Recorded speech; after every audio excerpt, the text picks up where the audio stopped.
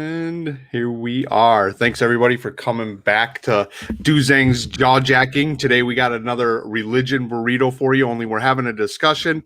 We invited an atheist to come and debate today. Are there good reasons to believe in God? Unfortunately, something happened. He had to back out. So we're just going to have a discussion today here with John. And before we get that conversation going,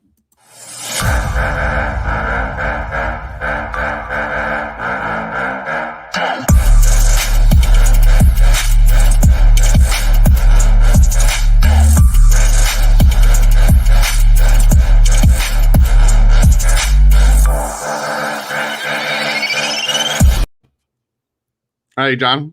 Hey, how you doing? Pretty good. How are you? Thank you for coming in, man. Yeah, no problem. Glad to be here. Yeah.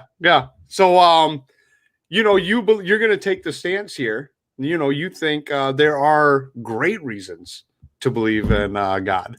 Yeah, I do. Yeah, I don't think I would always say I did, but I certainly do now. Yeah, I think in kind of my journey in seeking truth, I think you can pretty confidently say, if you look at certain fields, that there is reasons to believe in God. I think obviously, if you're honest intellectually, you can say, you can't absolutely prove anything 100%, maybe outside of like mathematics and certain things. But I would say, from looking at it from the standpoint of like a court of law, right? I would say that there's a lot of reasons why one would believe there's a God. The question of what God, right, is probably something for another time. But I think using like human experiences, right, science, logic, history, I think you can confidently say yes to that question.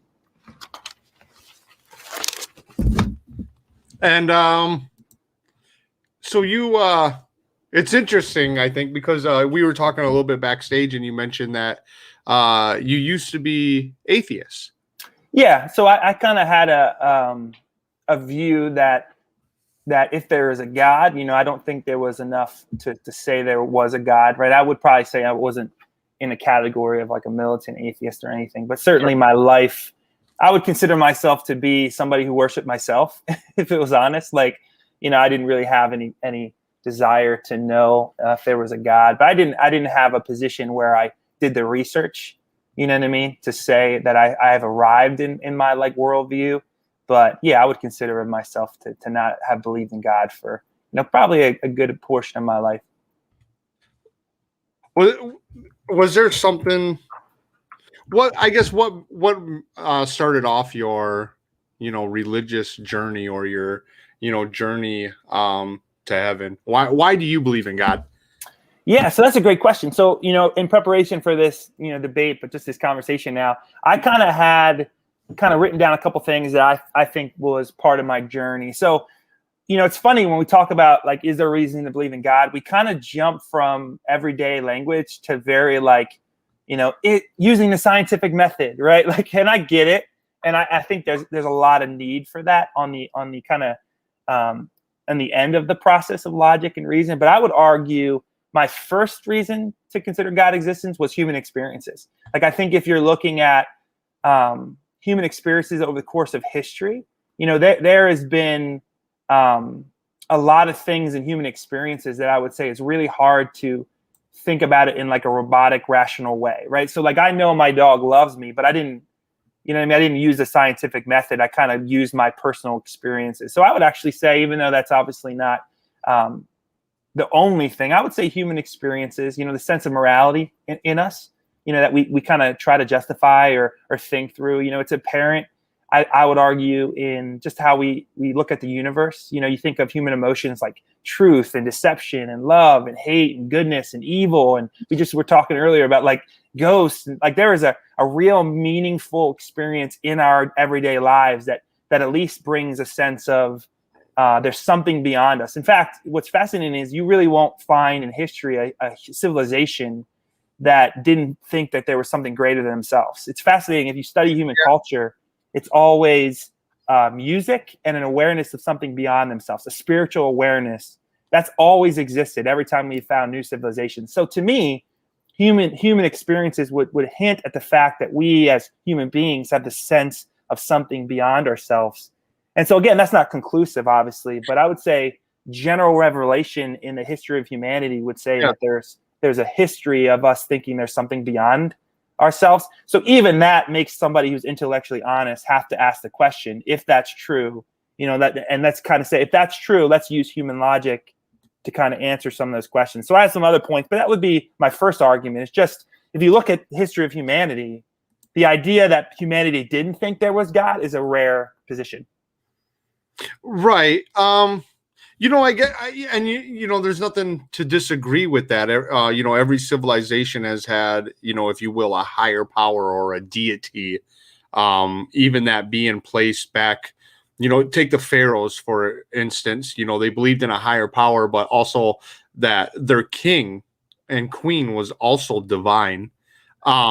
So even going back to the oldest civilizations, I guess a lot of people would argue or say that, much like government, religion was a way to control people. So when you look at that aspect, is there good reason to believe that there is a God, and you bring in that controlling of the population aspect? What would you say to that? Yeah, I think that's true. I do think that in history, again, if you're intellectually honest, religion has been used to control and manipulate people. Yeah. And again, I think you have to ask the question of that question. So it's like, it's not that religion has always been good. It's why do men have a desire to worship something in general, right? Like, why do we desire to worship? What's the evolutionary benefit of worshiping something? Do you think, I guess, so do you think every man, every woman has a desire to worship? Because and the reason I ask that, because the thing that popped into my head is that babies and children do not. And I know a lot of atheists would make the claim that, so it's kind of like indoctrination or propaganda, I guess, is what they're saying. We're not born with a belief system. That's something that is given to it. Yeah, good thought. Yeah, I would say I don't agree with that, having children, but I think I get the idea. So the idea is, when you're a child, you don't worship, your favorite sports team, or you don't idolize things, or your favorite musician, or you don't set somebody to a place that's like greater than yourselves. And I agree with that premise, in the sense of, you're kind of very self-centered as a child, right? It's about you. Right. But I would argue, if you worship yourself, that's still a degree of worship, right? So I would also argue that, like, if you have a child, you don't actually have to teach them to be selfish. They're selfish already. So right. they say mine, and it's, and you're not like, you should only share your toy. You're like, there's a sense of self-worship, I would argue, in us, and I think that's actually biblical. So the idea is that we're actually not created. Like, even what's fascinating is, I don't actually think we're created with the desire to survive as much as to be selfish, which is a fact. I mean, maybe that you can make an argument, why is that in us? But I would say, like, if I look at my children, selfishness is something that they have without being taught. Certainly there are things within our culture. Sure. So I kind of half agree. There are things in our culture that are taught as we grow. But I would also argue that, if you look at that, you have to paint that question with a broad brush, because, again, if you look at every civilization, they're not always brought up the same. So, but yet they have a general, very similar sense of morality. Like, they do. They have a similar sense of a spiritual awareness, and they're not all, we all read the same books, and they're not, right. So if it's a cultural thing, you would see a lot more diversity than I think we're seeing. And so, again, and only from a historical perspective, like, if you just look at humanity, what we don't see is a history of God doesn't exist. Now, you can make an argument. Again, that's not a logical position, because you can make an argument, hey, with scientific advancements, that's why we. But I would argue that if you're looking at experiences, there's a lot of reasons to believe in God, because we've come from nothing but people that have believed in something beyond themselves. Does that make sense? I think that's just it's a personal experience, but it's a valid thing.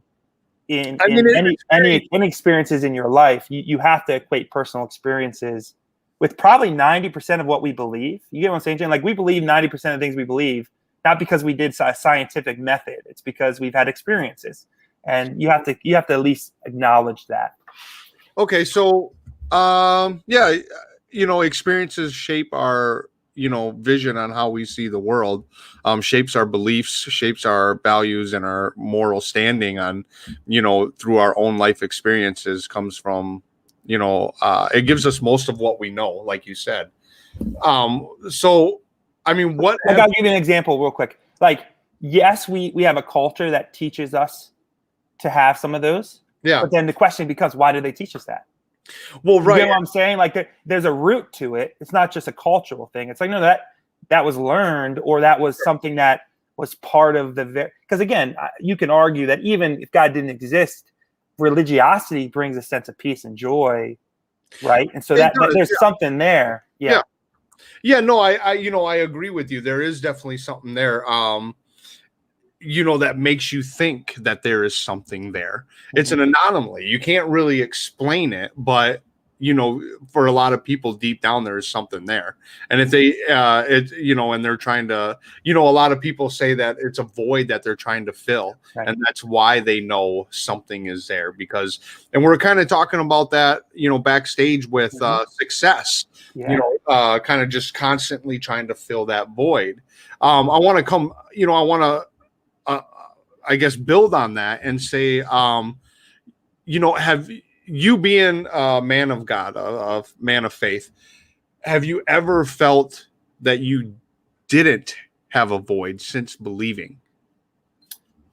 So honestly, to me, that's what affirmed it in my journey. And again, that I try to separate it, right? Because if you're honest, I would argue spiritual revelation is the greatest evidence of God. But that's not logical, right? Like, you can't be like, I know God exists because the Spirit of God has transformed me. But that, to a personal experience standpoint, right. My soul is satisfied. I have a satisfied soul, and I didn't.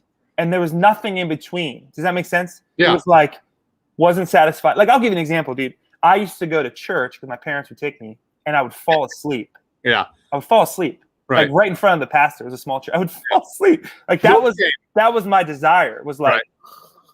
And then literally I said, I give my life to you. And if you're real, I want you to show up here. Because again, if God is real, there's a separation between the God of the universe and a created being. Like, there's a gap. And so I said, if you're real, like, close the gap. You're the only one who's going to do it. Right. Right. I always say I'm an ant to the internet when it comes to like this dynamic here. Like, yeah. Like, I'm not gonna know unless you kind of. And then all of a sudden, man, within the course of a couple of weeks, I was writing down notes. The same pastor, I was like jotting down stuff on my piece of paper because something inside of me, a hunger inside of me, just grew, and it came out, and it became alive. It was literally like a possession. Yeah. So logically, I got to wrestle with that to say, yes, you can say that things. Human experiences. By the way, there's a lot of logical arguments we can go into, but I can't, like, why is the same dude sleeping and then jotting down a bunch of notes with the same pastor unless something inside of me started to hunger it. Right. Started to hunger what he said. And it wasn't like I read a book. I just responded to what God called me to do. Right. And then I just started changing. And it was like crazy stuff that just started I just didn't care about anymore. And they were like big values for me, and they just kind of became, I was just indifferent. And there's other things in life that happened like that, but it was so quick, right? Yeah. It wasn't like I read a couple books and I'm like, yeah, I got to change my philosophy here. It was just like a transformation, and I've never changed. Like, I've never went back, and I really haven't never desired to go back. Not that I don't struggle, right, with some doubt when it comes to intellectually, like, reasoning away suffering and stuff we'll probably talk about, but I think for me, it's like I knew what I was. And, that there was a lot of lost aspects to my life that I just couldn't get over. And so to me, I have to say that when we talk about reasons for God, because if I didn't, I would be lying. But I recognize that, like, if I would come up to you and I'd say, I believe God is real because I feel like he's real. Like, that's not enough, right? For somebody who is intellectually pursuing truth. And I acknowledge that, but that's a huge part of, for me, like, I have 1,000 questions still. Yeah. Like, I have 1,000 questions that I haven't answered, but now I don't need those all to be answered to believe. Like, I just don't, I used to be like, you got to check all these boxes. And then I met the Spirit of God, and it just changed me. So that's just the truth. Right. So, yeah. So from your personal experience, a relationship with God sounds like it's been a great one. But yeah, I guess, let's see. So you understand though, that isn't for everybody. Well, I would argue it's not something that I give, right? So it's like I actually think it's for everyone. I think we're created to experience a relationship with God. I do. I think it's actually why we desire to know. Yeah. But to your point, man, like it's not something that I can like touch your forehead and give you. I mean, I would agree with that. I mean, the experience, the experience that you have had with the relationship of God, I guess isn't like, because what you're describing, I've had a relationship with God and I've never had that experience that you are talking about. And there's probably a million other people like you, and there's probably a million other people that didn't have that kind of experience. Sure. We talked earlier, for example, to the poor man that's homeless, and he has a relationship with God. How do you justify his experience compared to yours? That's a good question, man. I would say it's probably not a justification as much as a question of pursuit. And I don't say that lightly, man. Like, let me just say this in the beginning, because I do a lot of like forums and stuff. Okay. I get that I'm a Christian. I get that Christianity sounds arrogant. Like, I get it. You know what I mean? Like, it sounds arrogant. It's very inclusive. Okay. Like, Jesus is the only way. And I have this revelation that God has given me. And that's an arrogant thing. I get it. Right. But let me just be honest with you. I have traveled the world, and the experience I share with you is very consistent in that, again, logically, if the Spirit of God is real, he's not going to be different. Right now, to your point, the experience of it could be different in the sense of like people could be content with knowing God but not pursuing him, right? Or they could be content in like the religious structure of like going to church. But I believe there's a very living God, and he has a presence, and he has, I would argue, fruits of the Spirit that comes when you meet him and that you let him rule in your life. And I've been all over the world, and those fruits of like what the person experiences, the joy, the peace, is similar. It's consistent. To your point, how they get there, or if they ever experience the fullness of it, there are degrees in that. Part of that's really our obedience, I would argue. Like, for example, I experienced something so powerful when I started to go into prisons and teach, and like go into really dangerous places with the gospel of Jesus Christ. I've experienced things because I did that. Does that make sense? Yep. That I would have never experienced if I didn't take that step of obedience. And to your point, I think I would argue it's probably more of a pursuit like difference than it is that if you get to the end of the rainbow, it's so different for everyone. Does that make sense? And again, that's an arrogant thing to say. But logically, God doesn't change. I would argue God's the same. Our pursuit of God and our experience of God changes based on kind of how we pursue him. And again, that is a feeling. I mean, I get the arrogance of that, but I'm just saying, like, to me, I've been to China, I've been to Brazil, I've been to Africa, I've been all over the world. Right. And that, what I just told you about the experience of the Spirit of God transforming a life, that's been consistent. Right. So it's hard to come up with an argument or argue that, because most Christians I know, Islamists, Jewish people, Buddhists, they all say that the belief in God has changed their lives. I mean, they all say that. Hey, that's a valid thing. Yeah, you're right. And they, regardless of the culture, no matter what religion, people follow that religion because of the belief in God changes them as a person, from most of the time from the inside working out. Right. So that's valid. I think a lot of, again, you could, I mean, if I would say a Mormon would probably articulate the very similar thing. And I don't believe the same things as Mormons do. I actually don't think they know God, but they would say, I know that, my God is real and I have an experience. And so, yes, I think that idea of experience is a tricky one. I'm actually next week I'm having some Mormons, missionaries come on and explain the Mormonism way to us a little bit. So And I think there's I would love to kind of help prep you if you wanted to, but I would say like the idea of Mormons morality, like religious morality, there's a lot of similarities, but their view of God and their access to God, if that makes sense, is different.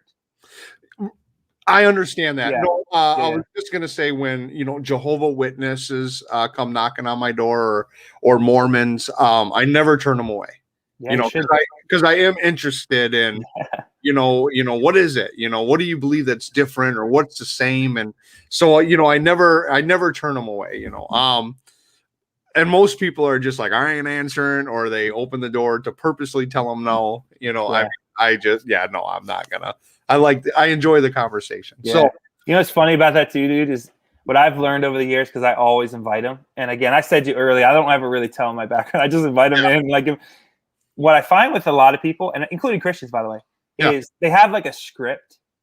Do you get what I'm saying? Of like what they know, what to say. Yeah. And if you deviate from that, they panic. Yeah. You ever notice that? Oh yeah. So I would say what's really fun, social awkwardness in a way. Yes. Yeah. What's really fun is to ask questions that they're not ready for, and like see where they go. In general, that's really fun in life to kind of. Yeah, no, you're fine. Love the ring. Yeah, I love the ringtone. Yeah. But you get what I'm saying? Like there is a sense of, okay, I know how to talk about these 4 things, but if you go outside of that, I'll panic. And I would argue, if truth is truth, right, with like a capital T, it shouldn't work like that, right? Like, if it's really true, there should be no like paths to like get around to be like, oh crap, I don't know what to say, because then it's actually not truth; it's just regurgitated talking points. Right? You know what I mean? Like propaganda. It's propaganda. You're right. It is. I mean, these are the points you hit on. These are the buzzwords you say. Yes. And this is how you deliver it. Yes. And that exists in every. I would argue that's an atheistic thing too. Right. It's like, listen, dude, I don't care what Richard Dawkins said. What do you think? You know what I mean? It's like, right. Okay, dude, we could quote Flying Spaghetti Monster all we want. That's fine. Yeah. But that's not worth my time, right? Like, I actually want you to be real with me. Think about what. Yeah. Yeah. Like, even if it's not an original thought, don't verbatim say what Richard Dawkins has said. At least put it in your own words. You know? Yeah. And like, there's no intellectual weakness to be wrong or not sure. You know what I mean? Like if somebody, like I always have this rule: if they can't laugh at themselves, and if they can't admit that they don't know, I don't trust them. Like I'm like, right. You're not even playing in a intellectual like safe playground. Like what do you even? Like, how are you able to do that? You know what I mean? How do you argue with someone that don't even know themselves?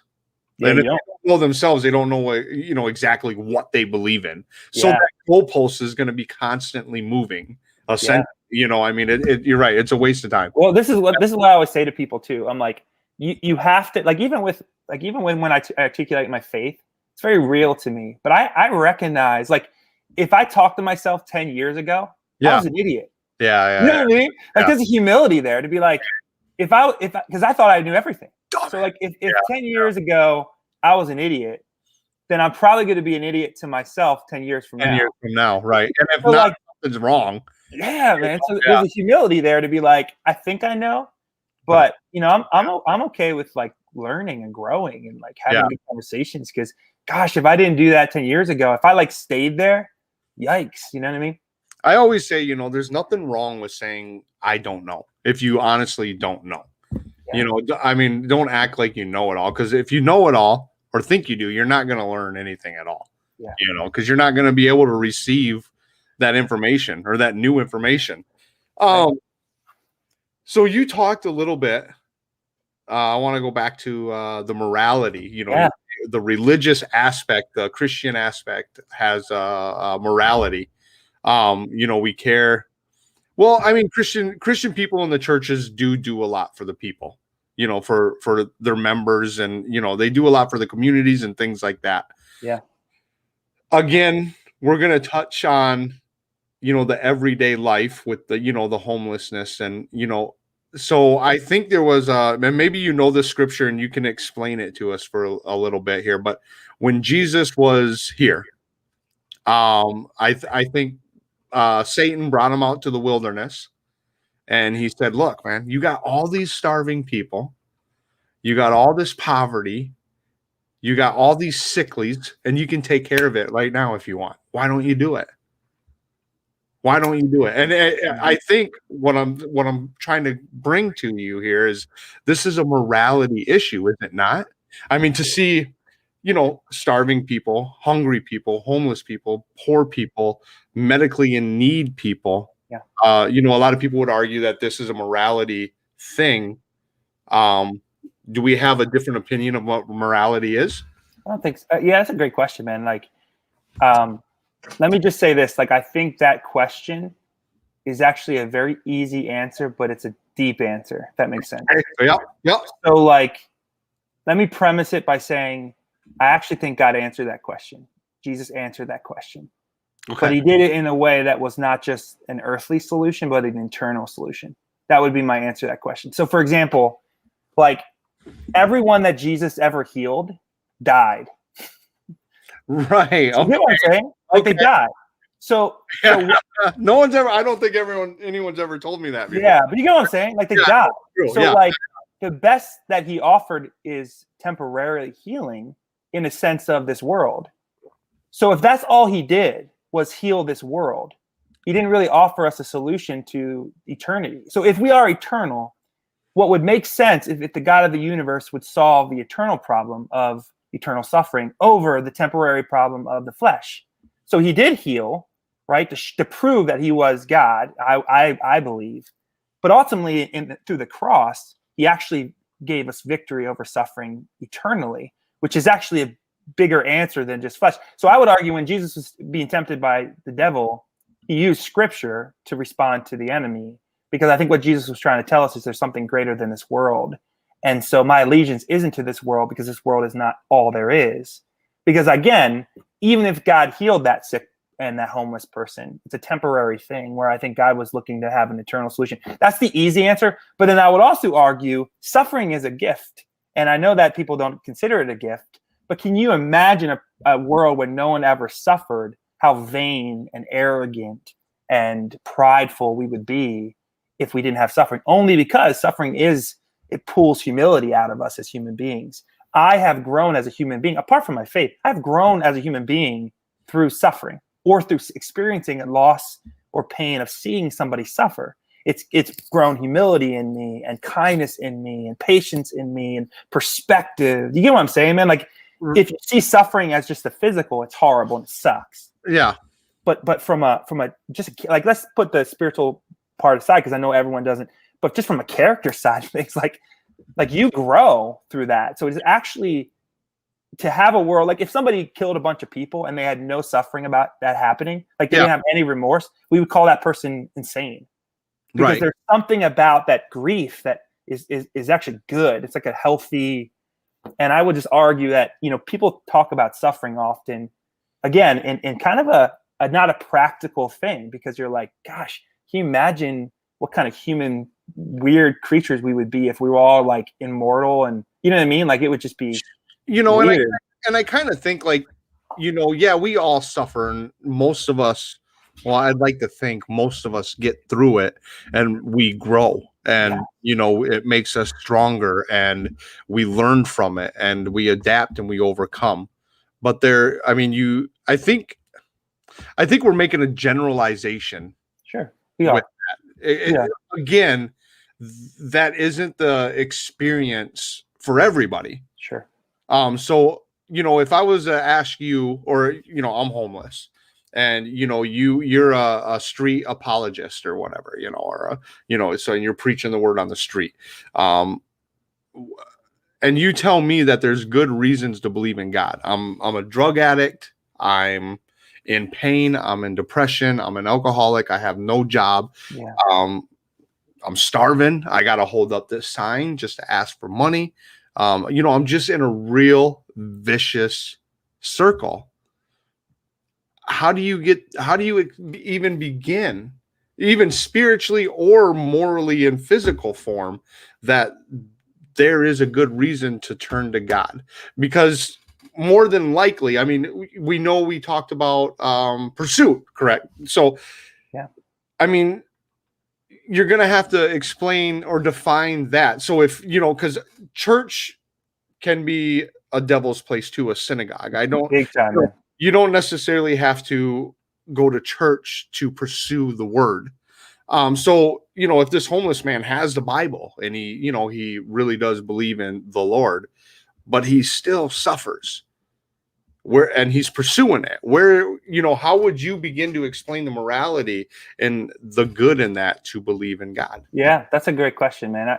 I would say that's an easier answer than if you would have pulled like the child one. You know what I mean? Like, why does a child die of cancer? Like, oh gosh, right? Because it's like, because I'm almost like, trying to attack myself in a way of saying like, there's not a lot of growth for that child in that perspective, right? Yeah.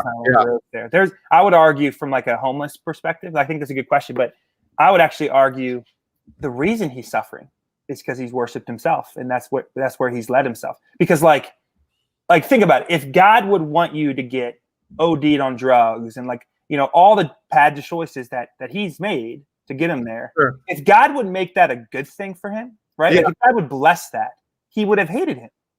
You know what I'm saying? Like, poor decisions should lead to poor outcomes so that you recognize that you need somebody other than yourself making those decisions. Like, you know what I'm saying? Like if every time my child made a bad decision, I rewarded them, I hate them.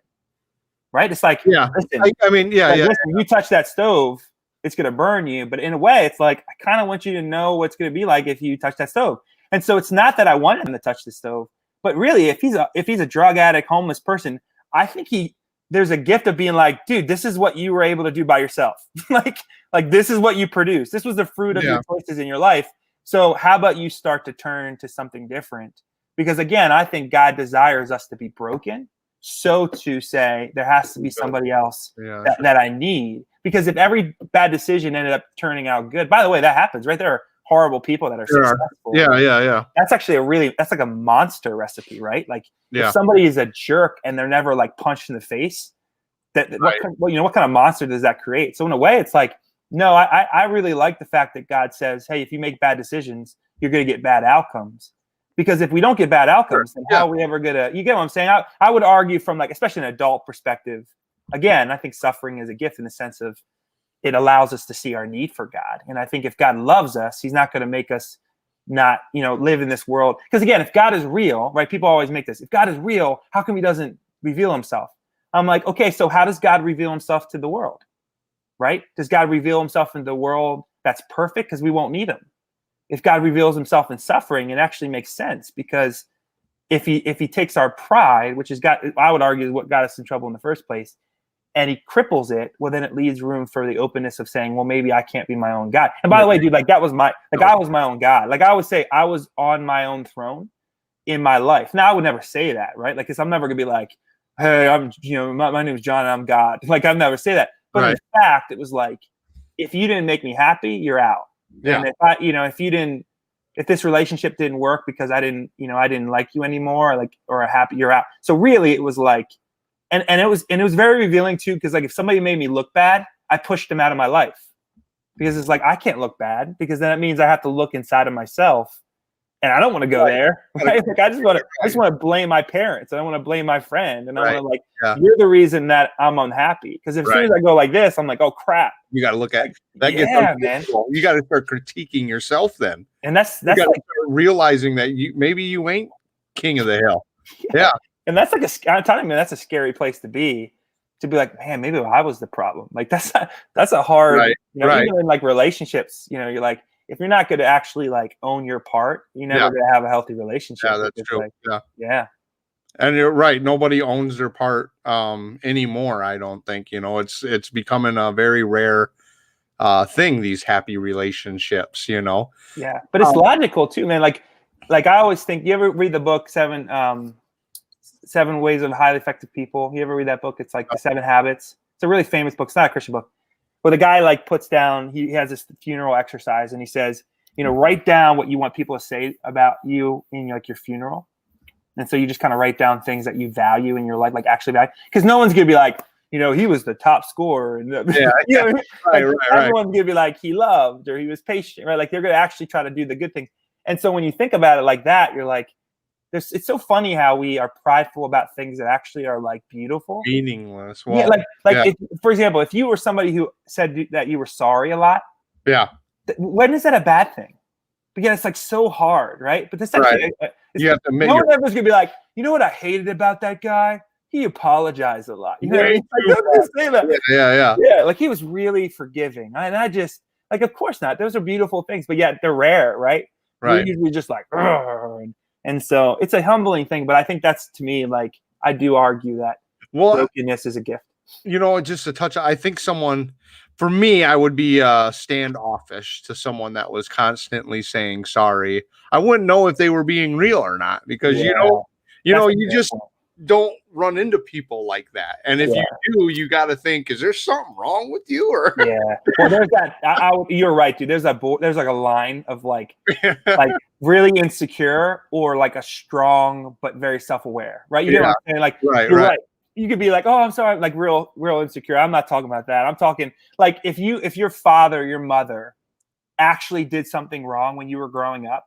Yeah. And instead of saying like, I'm the parent, walked into your room and is like, hey man, I just want to say, like, I'm sorry that I raised my voice. I shouldn't have done that. You're not going to like not respect that. You know what I'm saying? Right. Yeah. You're going to be like, that's awesome that they're able to be that self-aware to like recognize that even if they were right, maybe their tone was wrong. I mean, that's so rare, right? Like parents never apologize, but that's actually the stuff that develops people. It's like, it makes you actually think that they're, they have a character, or that you can trust them, right? Like, but you're right. There's like the needy, like, I'm sorry. Where I would argue that's a selfish sorry, right? It's like, because they're saying sorry for their benefit, not for what they did wrong. It's not about correcting the mistake. It's all about sorry so I can get their approval, or sorry so I can take the car, or just different scenarios, So I'm going to flip it up on you. I know we talked about poor people. What about, the jerk that you want to punch that never got that punch? He has women, he has cars, he has the house, he has the money, he has the job, he has the, personality, the charisma, everything you want. Yeah. Doesn't believe in God. Yeah. So that's where I would argue I would argue that he's enslaved and he doesn't even know it. So it's actually it's actually a worse position to be in. Really? Because now you're able to find satisfaction in distractions. So like in scripture, man, there's a book in scripture called Ecclesiastes, and it's about this guy named King Solomon.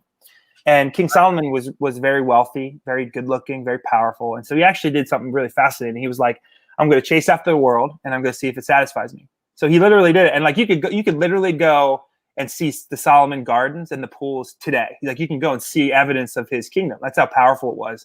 It exists today. Like you can go and see this thing. So again, guy had countless amount of palaces. He actually had 700 wives and concubines. So the dude was uninhibited sexually, right? He had parties after parties after parties. He had houses and houses. He like built his dream. He just had everything.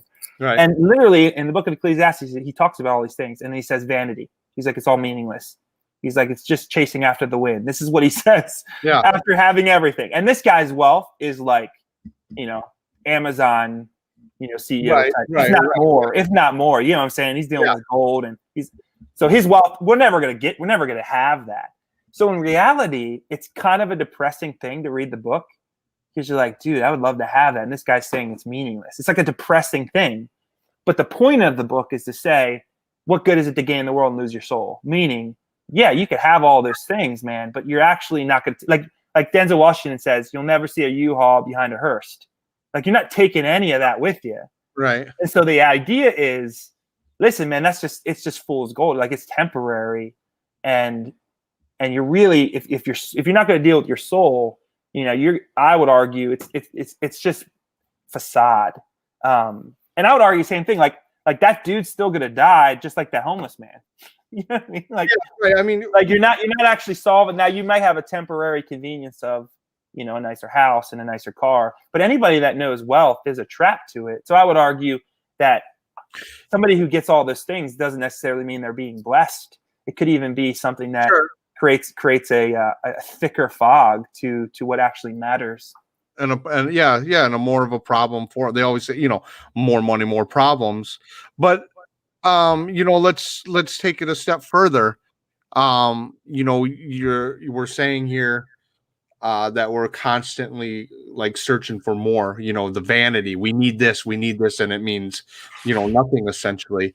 And part of that reason is because we're always hungry. It doesn't cure our hunger. We're still hungry. Could you say that about a religious person that goes to a synagogue or a church every Sunday and Wednesday, and that's why they go, because they need to constantly be fed? Yeah, I would argue that people are tribal. So yes. Very tribal. I think people go to church for many different reasons. I think it's, again, truth and like religion are two different things. They're just two different things. Like I would argue that religion reveals that. A lot of religious people would say that they're one. Yes. No. Here's how I'll explain it. I think religion is man's attempt to understand God. So religion is our attempt to set up rules and rituals and liturgic, I think it's our ability to try to access God through tradition and boundaries and morality.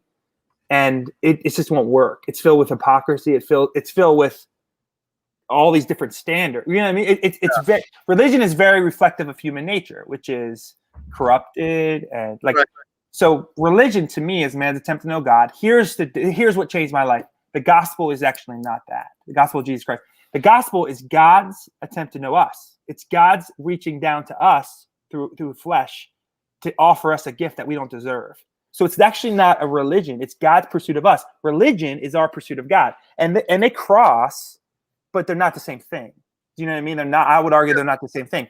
Okay. God's pursuit of us and our pursuit of him is very different. Our pursuit of him is filled with, like, dude, if you don't see the hypocrisy in like Christianity, you're blind, right? But that doesn't take away from what Jesus did. That just shows you that people are hypocrites, right? Like there's two different things. So if somebody gave their life to you and then you were a horrible person after, it doesn't dilute what they did for you because of your actions. You know what I'm saying? Yeah. It can make you not appreciate it or not understand it, but it doesn't dilute that person's action. It just makes you a crappy person. And I think that's the dynamic religion. Religion has a bunch of like cones of morality. Yeah. Jesus didn't even say we're cones. Like they're not even things that are actually taught in scripture. They're just things that people made up so that they had power. So like, I'll give you an example. I have a lot of biblical knowledge. And so if I come across somebody who doesn't, but they believe that the Bible is true, how easy is it for me to be like, you got to give me $50 or you're not getting to heaven? They don't know. Right. You know what I'm saying? They don't know what the Bible actually says. Right. And so they'll do it. And that's a lot of what religion is religion is men kind of stepping in between the gift of Jesus and saying it's Jesus plus whatever. Right. Whatever. Yeah. It's like, you got to give me money or you got to pray or you got to confess. It's all these conditions because in conditions there's power. And so my advice to you is like, if anybody says in general, if you're pursuing God and anybody says, if you can't know God unless I help you, that's nonsense. Yeah. Because if God is real and he wants a real relationship with you, it needs to be accessible for everyone. Right. If not, then it's like, no, that's not like you're not closer to God than anybody else. That doesn't even make any sense if God is a God who pursues us. If God's a God that like sits back and says like, that's not the gospel. The gospel is no, God pursued us. So you get what I'm saying? So religion can have similarities, right? Like morality wise, you could have, I would argue some of the Islamic people are more morally disciplined than Western people. Sure. Right. With like their prayer life.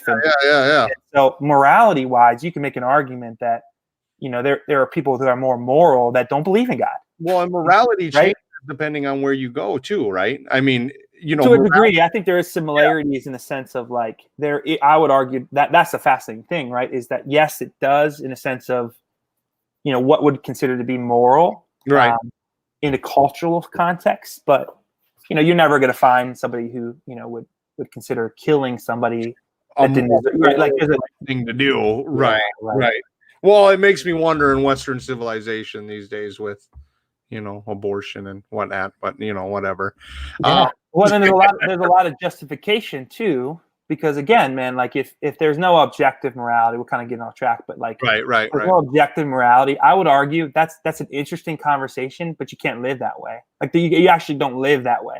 You like that goes back to the emotional thing. It's like, we can sit and debate each other, but we have to be honest with like the reality, right? Because like when you say objective morality, can you live that? Dude, that's like a old like application to that truth, if it's true.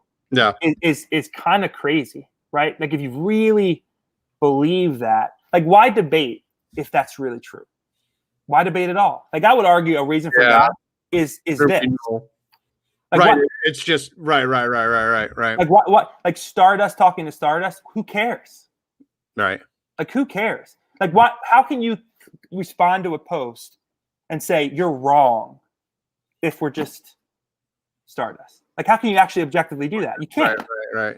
Because as soon as you say somebody's wrong, or as soon as you say you need evidence, you're stepping on a stone that actually contradicts what you believe. And that's where, like, again, I'm not even talking about what God. I'm just saying, like, there are things where you're like, now try to apply that and be logically honest and like consistent, and it just crumbles. It just crumbles, right? And that to me is another reason why I'm like, okay, if there's objective morality, which I think there is, like, what? Why is there? And like, what? Now, I mind you that the subjective morality is true, but it doesn't mean that there isn't objective. Do you know what I mean? Like there is subjective morality. That's true. But it doesn't eliminate the idea of objective morality. And if there is objective morality, that you have to ask a bigger question of like, okay, then who the heck gave us that? Where is that coming from? Where did it come from? Yeah. There's a lot of questions that come with that, which again, I would argue, because like I was going to say in my notes, man, like there's logical stuff, right? Like cosmological argument where you look at cause and effect, and you look at like the teleological argument where you look at the universe and, you know, the solar system, DNA, subatomic particles. Like there's so many things where you're like, okay, dude, there's an intellectual gap here between how we got that and coming from nothing, or coming from, let me just, maybe a single cell organism. Like that's like now, like maybe that there's still like, holy cow, there's right? Like gap there. Yeah. That is an impressive random. Like that's an impressive thing. And again, I love science, so I don't like dilute that. I think it's beautiful to be able to unpack that and like unwrap it and see it. Yeah. But the more we advance in science, the more complex things get. No, it does. Crack open a cell, and you're like, holy cow. So to me, it just doesn't align with the idea of like, yes, the more and more we unravel the universe, the more we see it being just random. It just isn't intellectually honest. And dude, honestly, the only reason I was not content in my unbelief was that. Was like, if I'm not honest with myself, I haven't actually pursued God. Like I haven't done it. Like I didn't pursue him. I said I did, but I didn't. I lied. Does that make sense? Like I was like, I mean, you know, there's different degrees of pursuit. Yeah. You know, I mean, the people that really want it, I think, are the people that really.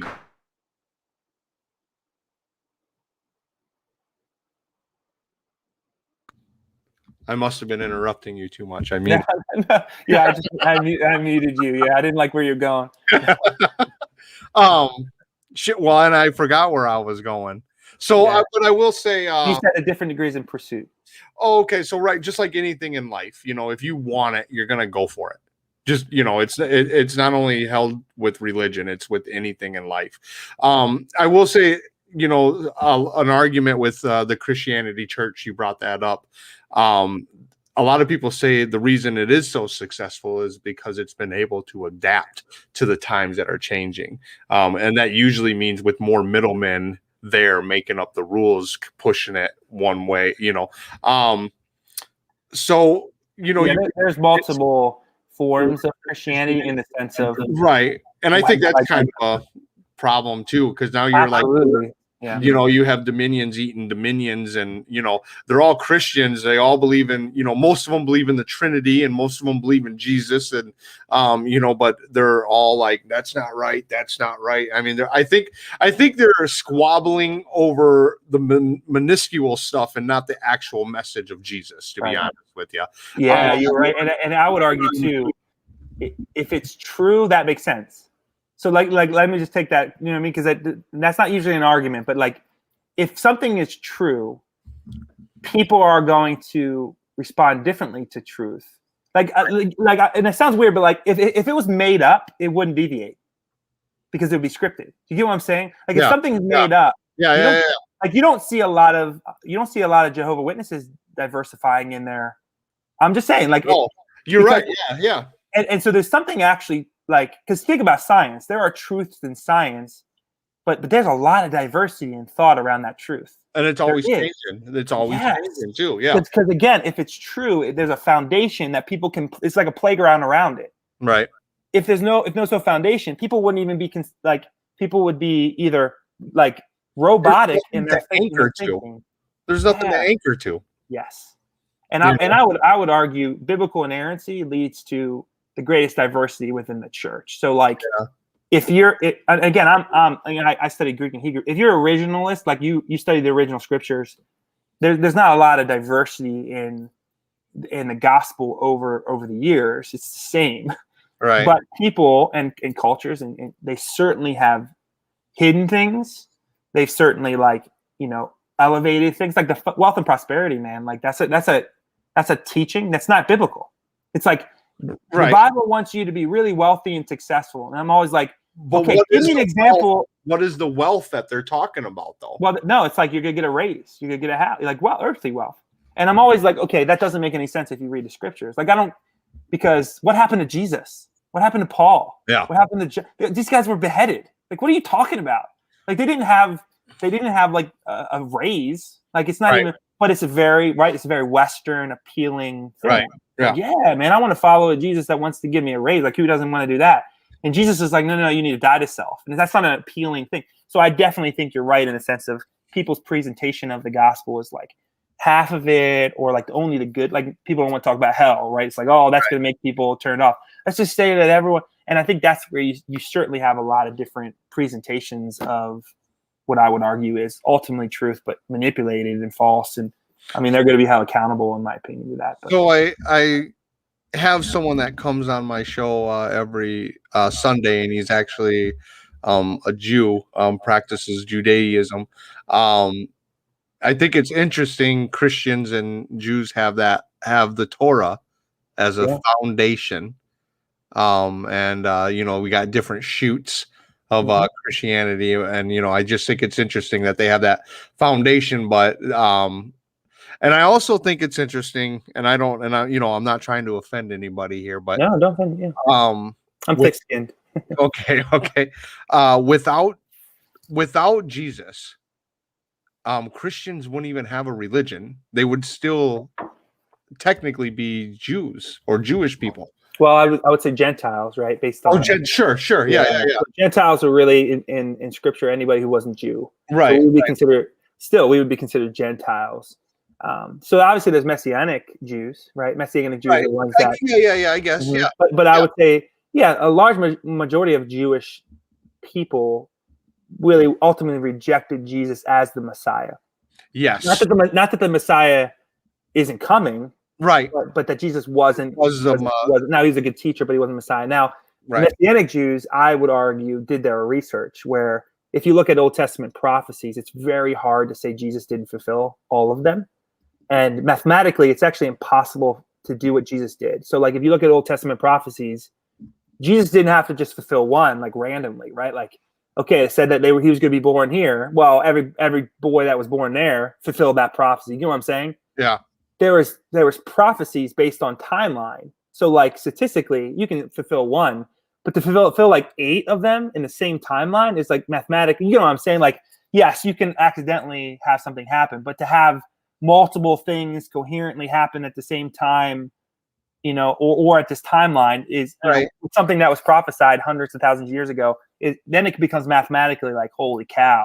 So like you can research Scripture and you could see, I mean, there are charts of thousands of prophecies where it's like Old Testament, and then there's like a line, like in grade school where you do like a line for the answer. Right.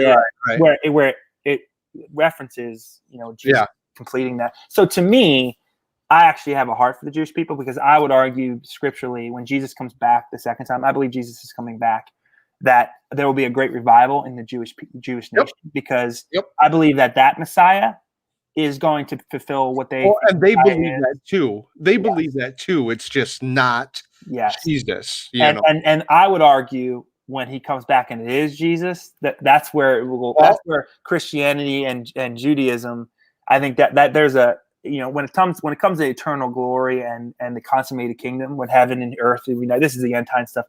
I actually think I pray there'll be many Jewish people that have given their life to Jesus because he is ultimately, because again, the problem with the Jewish people when Jesus was alive is they had King David in their mind. They thought Jesus was going to be this earthly king. That's why the disciples always wanted to be like, oh, I love you more, because they wanted to be like second in command to Jesus when he took over Rome. Right. And so they had this earthly kingdom in mind. And Jesus was like, no, my kingdom is not of this world. So they didn't understand that like Isaiah talked about this, like he would be abused, like beaten. So they didn't understand that Jesus was greater than this world, right? Like they still had this worldly mindset, just like with suffering. Yeah. So for them, Jesus wasn't this King David-like figure, even though he really was. He just came to establish his eternal kingdom. And so he took a form of, this carpenter's son, this humility of, a Gentile, which by the way is a prophecy, but like they just missed him. And Jesus, by the way, he said that to the Pharisees. He's like, I'm right in front of you, and you know all the Old Testament like the back of your hand, but this poor woman knows who I am, and you missed me. And so he even acknowledged, like, I'm here, and you're not even seeing it. And so, yeah, man, that's my heart. But by the way, like, I think there's a lot of similarities in the sense of the God of Judaism is the God of Christianity. Yeah, it's that Christians say no, Jesus is the Messiah, and Jews, some of them say no, he wasn't. That is the distinction. Well, thank God for Thomas, right? I mean, right. you remember the prophet or the disciple Thomas. Yeah. You believe because you see me, but blessed are those that don't believe or don't see but still believe me. So, by the way, I'm like most like Thomas. Yeah, right, yeah. right. Like I'm like, yeah, I would totally have been Thomas. I would be like, you didn't come back, man. I need to see the scars. Like I'm like, that's me. That would be me. Thank God for Thomas, right? Yeah, I mean, he I looked at Thomas and I say the exact same thing, man. That's me. That's totally I'm Thomas. Yeah, or I would be like the Peter, the Peter before, like Jesus came back from the doubting Peter, where he's like, I'm not stepping on that water, dude. I'm going to sink. I'm that guy. I'm like, the laws of gravity doesn't apply here. That's totally me. And I had a mentor of mine with miracles. I always struggle with miracles because, again, miracles I would argue is evidence, but I struggle with it. Or a magic show. Some people, I mean, a lot of people. What they say, like, no, he wasn't walking on water. It was ice or something. Yeah. I'm like, the mirror under there. I was like, that's kind of a cool idea, but it was in the Middle East, dude. You got to consider the geographic location here. It's a bunch of sand. There's no ice happening in that one. But maybe. So, do you know where he walked? Where did he walk? What? Well, based on locationally, like where the fishermen. I mean, it's because the reason I asked, there's no life in the Dead Sea, but you could probably walk on it because of how dense it is. Yeah, you do float on that. That's right. Yeah. But there's nothing in there, so you wouldn't catch fish in there. It's too.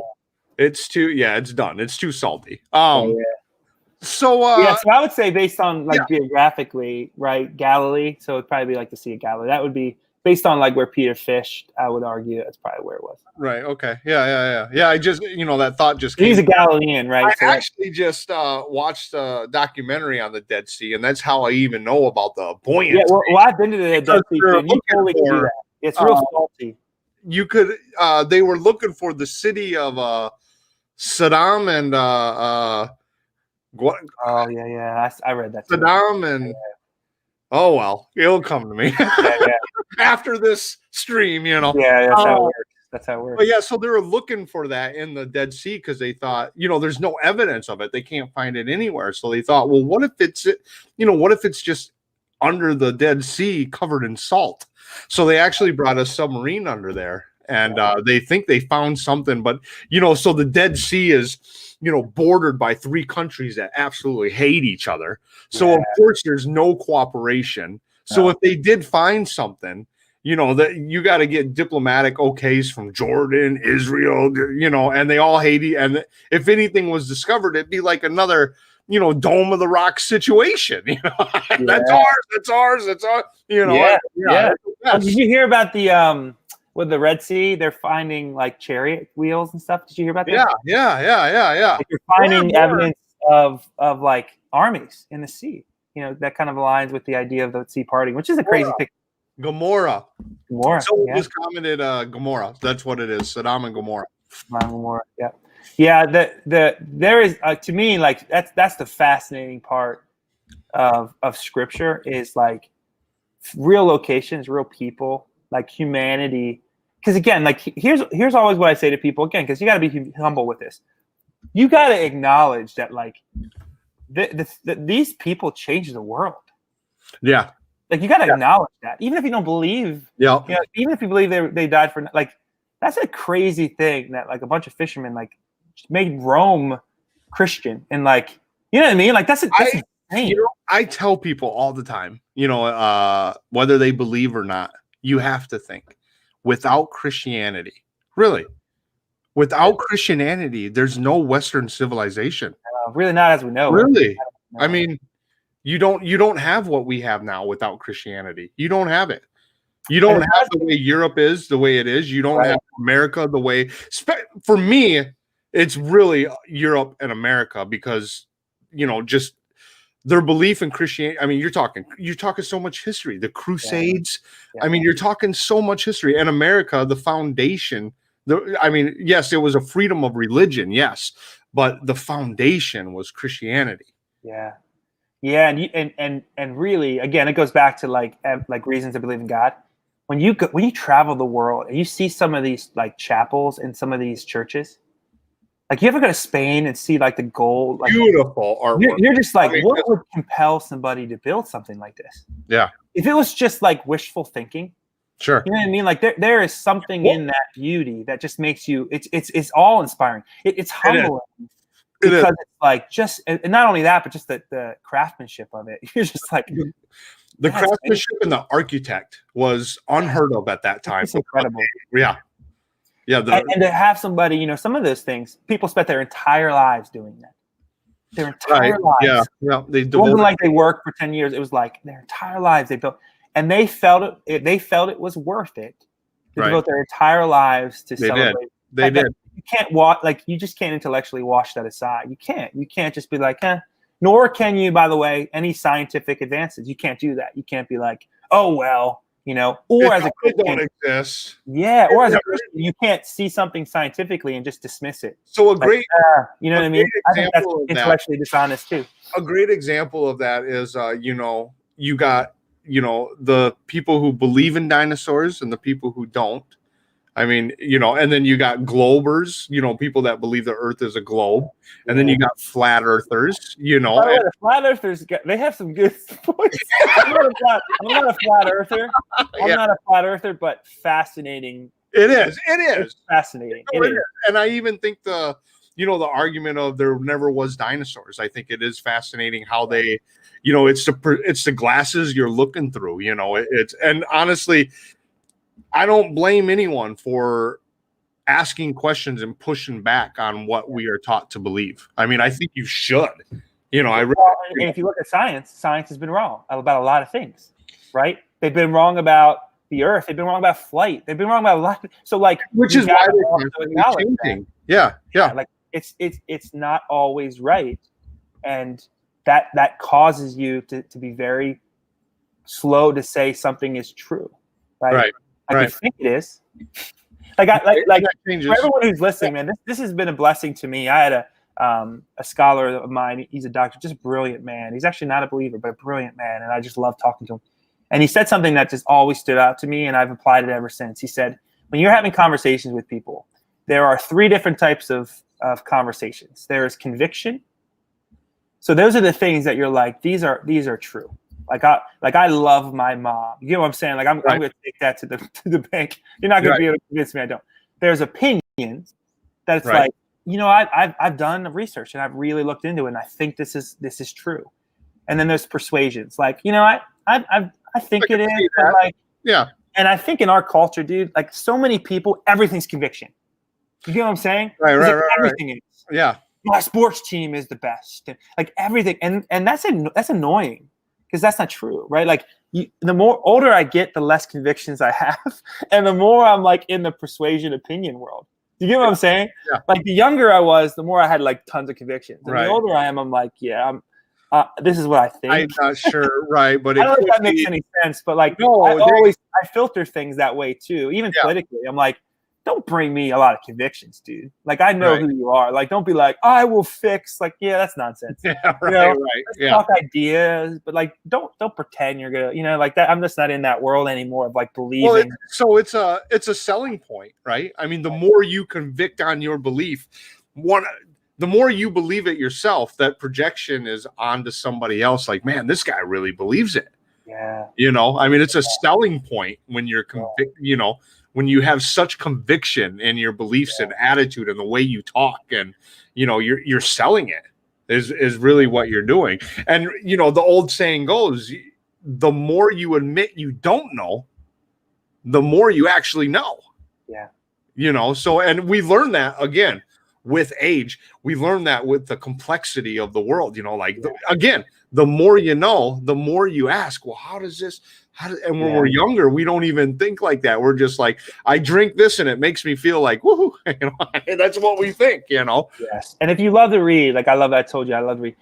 Some of the most brilliant men in the world and women are the humblest. Sure. They're humble. I'm like, dude, when I read people, I'm like, you should be humble. Right. You should actually rule this world. You know what I mean? Like that's my opinion. But they're actually, but they're wise enough to know that that's foolishness. Like, like I'll give you an example. The best among us will never become president. Because why would you? You get what I'm saying? Like if you're actually elect them, we would never. I mean, we would never elect the good one. No chance. No chance. A person that's like, no, you need to help yourself. Like, no chance. You know what I mean? Like, it's the sane people that sound so crazy to us anymore. We're so engulfed. The new crazy is our normal. Yes, it's crazy. It's fascinating. Yeah. And those people are wise enough to be like, I'm not doing that. Right. And so that's like, yeah. They're the outsiders, But there is a degree of like, I mean, even with like debating and atheist and Christian debates, a lot of it's wasted time. It's wasted time. But you also have to you got to be in that world a little bit, because if certain people aren't in that world to challenge, again, not to like I know all things, but like it's really good to just challenge things. You know what I mean? Like I always find that like asking questions, like if I was getting to know you and we didn't have a topic of debate, I would be far more interested in what you know and why you know what I'm saying? So my posture would be less statements and more questions. Like, why do you think that? And what led you there? And because then you actually discover something. If you're just like, all Christians suck. Yeah. Like all atheists are idiots. Right. Like, okay. Like that doesn't I would argue personal insults. Yeah. Or like intellectual weakness. Like, for me, to insult somebody is to, Sorry. No, go ahead. Yeah. For me doing this, it's all about the nuggets, right? So I don't necessarily believe, like, I keep in mind, right? The Bible is something that man wrote, I mean, physically the man wrote the Bible. So actually many people, many authors. Right. So, but that's not to say there's nuggets in there. There's not to say there's great wisdom. There's not to say there is knowledge in the Bible or any text at that matter. The reason I hold these debates, Christian, atheist, Jew, Christian, whatever. It's whatever is the opposite end of each other, is because each side have nuggets. And not only that, people that are watching or listening might not know that much about the subject, or they could be fence sitters. And they haven't made up their mind on what they want yet, what they believe, or so I mean there's many different reasons why I do this. Yes, that's wonderful, man. I think it's so cool, and I hope your platform grows, because this is needed. There's you could post your body half naked on social media and become popular. There's no substance to that. You're not offering the world anything. And I kind of want it more like a street thing. So I want it to be like this, but my debates, even, I don't want it to be like suit and tie. Yeah. You know what I mean? Like terribly structured. So you have to make your point within 5 minutes. I don't want that either. Yeah. I want it more street, but Yeah, let me just say this too, man. Here's the great challenge in our time: is people want to label you. Oh yeah, yeah, They yeah. want to say, they want to say, Yeah. okay, what are you? Okay, now I know you. Like I got it. Right. So like if I would say something, they're like, okay, I know everything I need to know about you. Because we're all First of cookie all, cutters anymore. Yeah, you know? that's boring. Yeah, and it's yeah. not true. It's just Right. not true. Right. People are not one thing. They're not. There Right. are many things. And there's like, for example, if I do anything tonight, is to have you understand that Christianity isn't blind. It's not a blind faith. Right. Yeah. If it was a blind faith, I wouldn't believe. Like I just wouldn't. And so it doesn't mean that you have to believe I'm right. No, yeah. Even the idea of just challenge the idea of, there's not a bunch of like people that are just like blind idiots. Like that's a victory because it's true. And I would say the same thing about atheists. I would say the same thing about them. They're not all immoral monsters that like go around killing babies. Right. Like, that's stupid. That's not true. Right? Yeah. So it's like I made that generalization earlier a little bit. So no, but to be honest with you, like that needs to be said more. And I would even give you like here's why this is so important. What you're doing is even in politics, they want to be like, okay, you're this and you're this. Right. And you're going to believe everything that this person's going to be. You're boxing. Okay, you're this, you're this. In any issue, what do you think of abortion? Okay, then everything else you think is this. Right. That's not true. Right. But people do that because then it creates people separating from conversation. Well, it's easy. Like you don't want to have a conversation with them because you already know them. And it just creates more divide, right? Would you agree with that? Right. Yeah. I mean, it's easier to just put somebody in a group and just assume that everybody in that group believes in this thing instead of actually, decompartmentalizing their beliefs. And, all Republicans don't believe what every Republican believes. Democrats, Christians, Christians, a perfect example. We talked about this earlier, the different shoots and the brands and the dominions that it has. People are free to have their own mind on what they believe on a certain subject. It's almost, it almost comes down to everything can be put into a personal philosophy. It's almost like we have free will. Oh yeah, isn't that crazy? I'm just gonna throw that nugget in there. Well, again, it's diversity of thought is actually evidence of that. I agree. I mean, right? Like robotic, we can't be evidence that we don't have it. If right. we're robotic, if we all thought alike, and that would be evidence that we don't have free will. But the diversity of thought, I mean, that's hard to say. Oh, we don't have free will, but we have like we do, right? Because and I would argue if free will didn't exist, it would be miserable.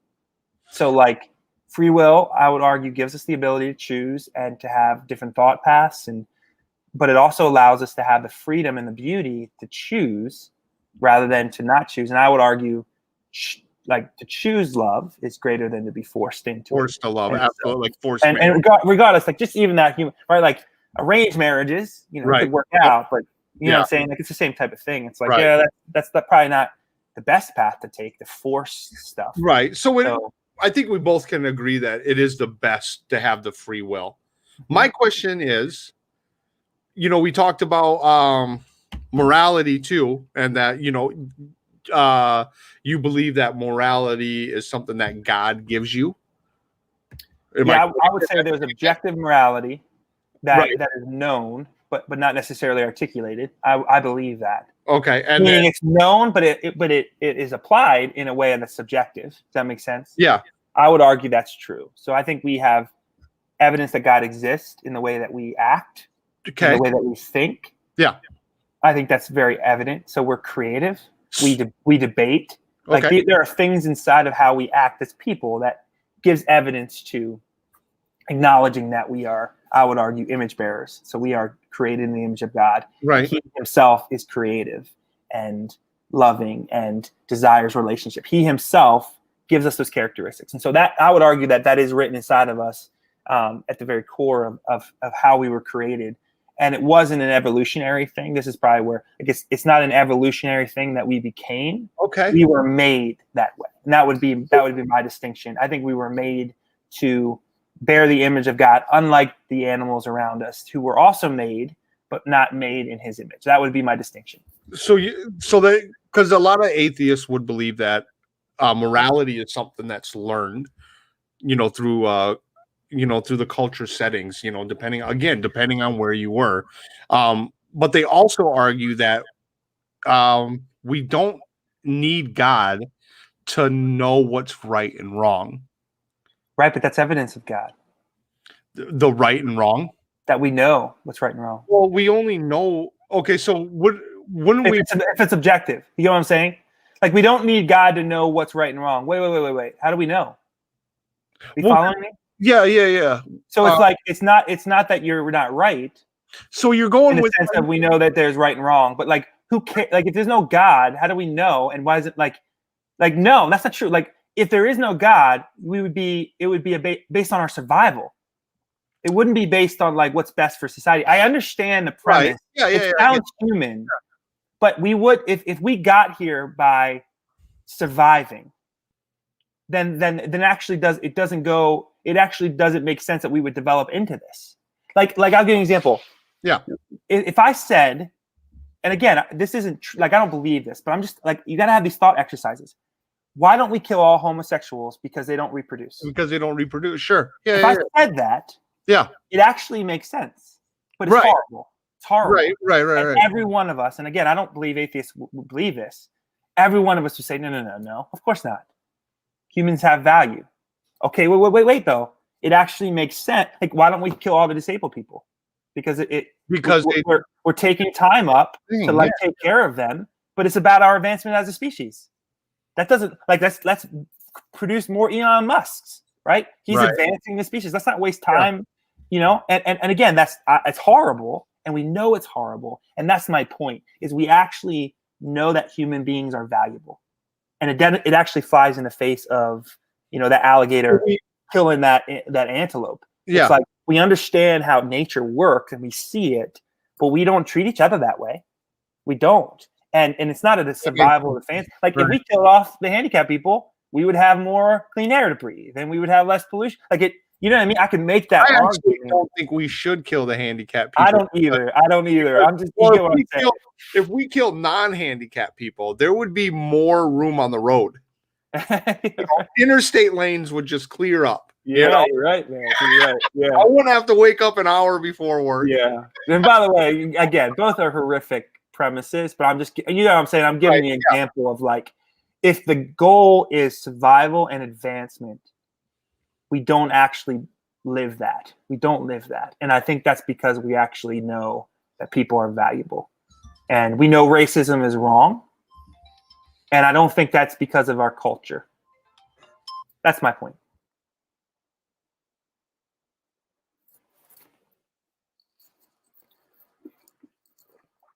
Go ahead. About what he said just a moment ago, I fundamentally disagree that there is any need for a higher power to tell us about morals. And I don't need a long conversation, but just for an example, the children that I raised, they don't know anything about religion. They know nothing about God. They know nothing about anything. But all three of my kids, from 10 all the way down to 4, know that it's wrong to kill another person. It's wrong to take from somebody else something that you didn't earn. How does he explain that there's an above power that trickles down morality? It's a great question. We don't need a higher power to trickle down morality. I mean, talk to any child under 10, and they can tell you morality.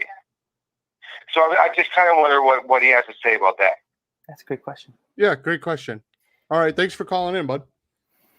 Yeah, you bet. Yeah, well, hey, thanks for listening, man. That's a great conversation. So I think my argument would be, I agree with you that children are not having to be taught morality to have morality, right? Is that what he was saying there? Is that kind of the... Yeah, he was saying that correctly. He was saying, he has kids from 10 years on up, and Right. the 10-year-old, would know, not to kill somebody. Yeah. And how can you prove that morality comes from the top Yeah. down? So again, I think I think that actually is my point, is like, if God is real and he created us, then he actually doesn't need a messenger in order for us to know. Does that make sense? Like he wouldn't need to, because if it's just man-made indoctrination, which some religion, like I would make an argument, culture does indoctrinate children. Like if that's all there is, well then children would need to be taught that it's good. Yeah, or bad. Right, that murdering somebody is bad. For them to know, but they already ask the question of how do they already know? What is it in them that was created to know that? And it makes sense logically to say the creative God wouldn't have to teach something if he created them. He could bring that into that creation. He could, and biblically, this aligns. God says he has written his truth on our hearts. So he says there are two ways that you know God exists without ever picking up a Bible or going to church. One is that you know he exists because he's written his truth on your heart. And I would argue that what his point is what God's point is that, you won't have to teach them. They'll know what is right and wrong because I've wired it. Now, like that doesn't mean that there wasn't a child that grew up knowing that murder was wrong that didn't kill somebody, right? Like, right. We have a lot of examples. But the idea is, and we actually, isn't this funny as a culture? The people that are like serial killers who don't actually have that moral compass, we actually feel are monsters. We're like they're weird. I would argue, like from a evolutionary standpoint, those people aren't monsters. They're just kind of choosing to say I have a different sense of morality. But we know that's monsters because again, it's in us. And so again, I would argue that because they don't have to be taught, they know is actually proof that God created us to know. Because it's not like God needs to show up in a burning bush and be like, do not kill. We know that because we're created. Now, I would argue it would not make a lot of sense for us all to believe that murder is wrong if we were all randomly evolved. Because some of us, I would argue, would come from tribes that would actually say murder is good. And some would be, no, we are more of an intellectual. You know what I mean? Like I would argue that we would have a lot of diversity in that based on, our idea of the value of murder, right? Because if I murdered somebody and I took his possessions, well, then I'm advancing my survival, chances. Right. You know what I mean? Like strip away cultural norms. Like, if I went to a mansion somebody owns and I stole that mansion because I wanted that life, right? That doesn't, that benefits me. It doesn't. So even the idea of like, well, we need to make sure that it's valuable for all people. It's a subjective argument. It's like because what's valuable for me could be horrible for you. Yeah. So it's like even that is like even trying to make that objective statement. Like I just believe it's the well-being of humanity is a dangerous thing because again, it's like, well, who determines that if there's no ultimate? Like my well-being could make you miserable. Your well-being could make me miserable. Yeah. It's a give and take type. Yeah, that's a little bit tricky if there's no objective truth. Right. I hope that makes sense. And again, well, I think he had a great point of saying like, you don't have to, and by the way, it doesn't mean that kids aren't moral, but I would argue that morality doesn't save somebody either. So like the gospel actually doesn't require moral perfection. It actually acknowledges that we don't have moral perfection, meaning that we have a gap between what we know intellectually. And this is true, right? Like we know something intellectually, it doesn't mean that we do it. Right. There are things that I think, but I don't do. Right. So there's a bridge between the head and the heart in most of our actions, right? So it's like that's a human nature thing of being like, you can intellectually know something and not live it out, right? Right. I just to kind of build on what that guy was saying a little bit. So what if you say morality is given to us by the higher power, God. And some people, I'm just making this argument, Yeah, no, totally. Some people say that it's learned morality. So when we take murder, for example, it's not like we come out and we're like, oh yeah, murder is wrong. We actually have to learn in a sense that murder is wrong through little tidbits of knowledge that we learn through life. For example, if a baby bites you, he actually don't know that hurts until you bite him back. And so it's learned pain. It's a learned, I don't do this because it hurts, or I don't do this because it hurts them. You could say the same thing about, hitting somebody when you get a little bit older.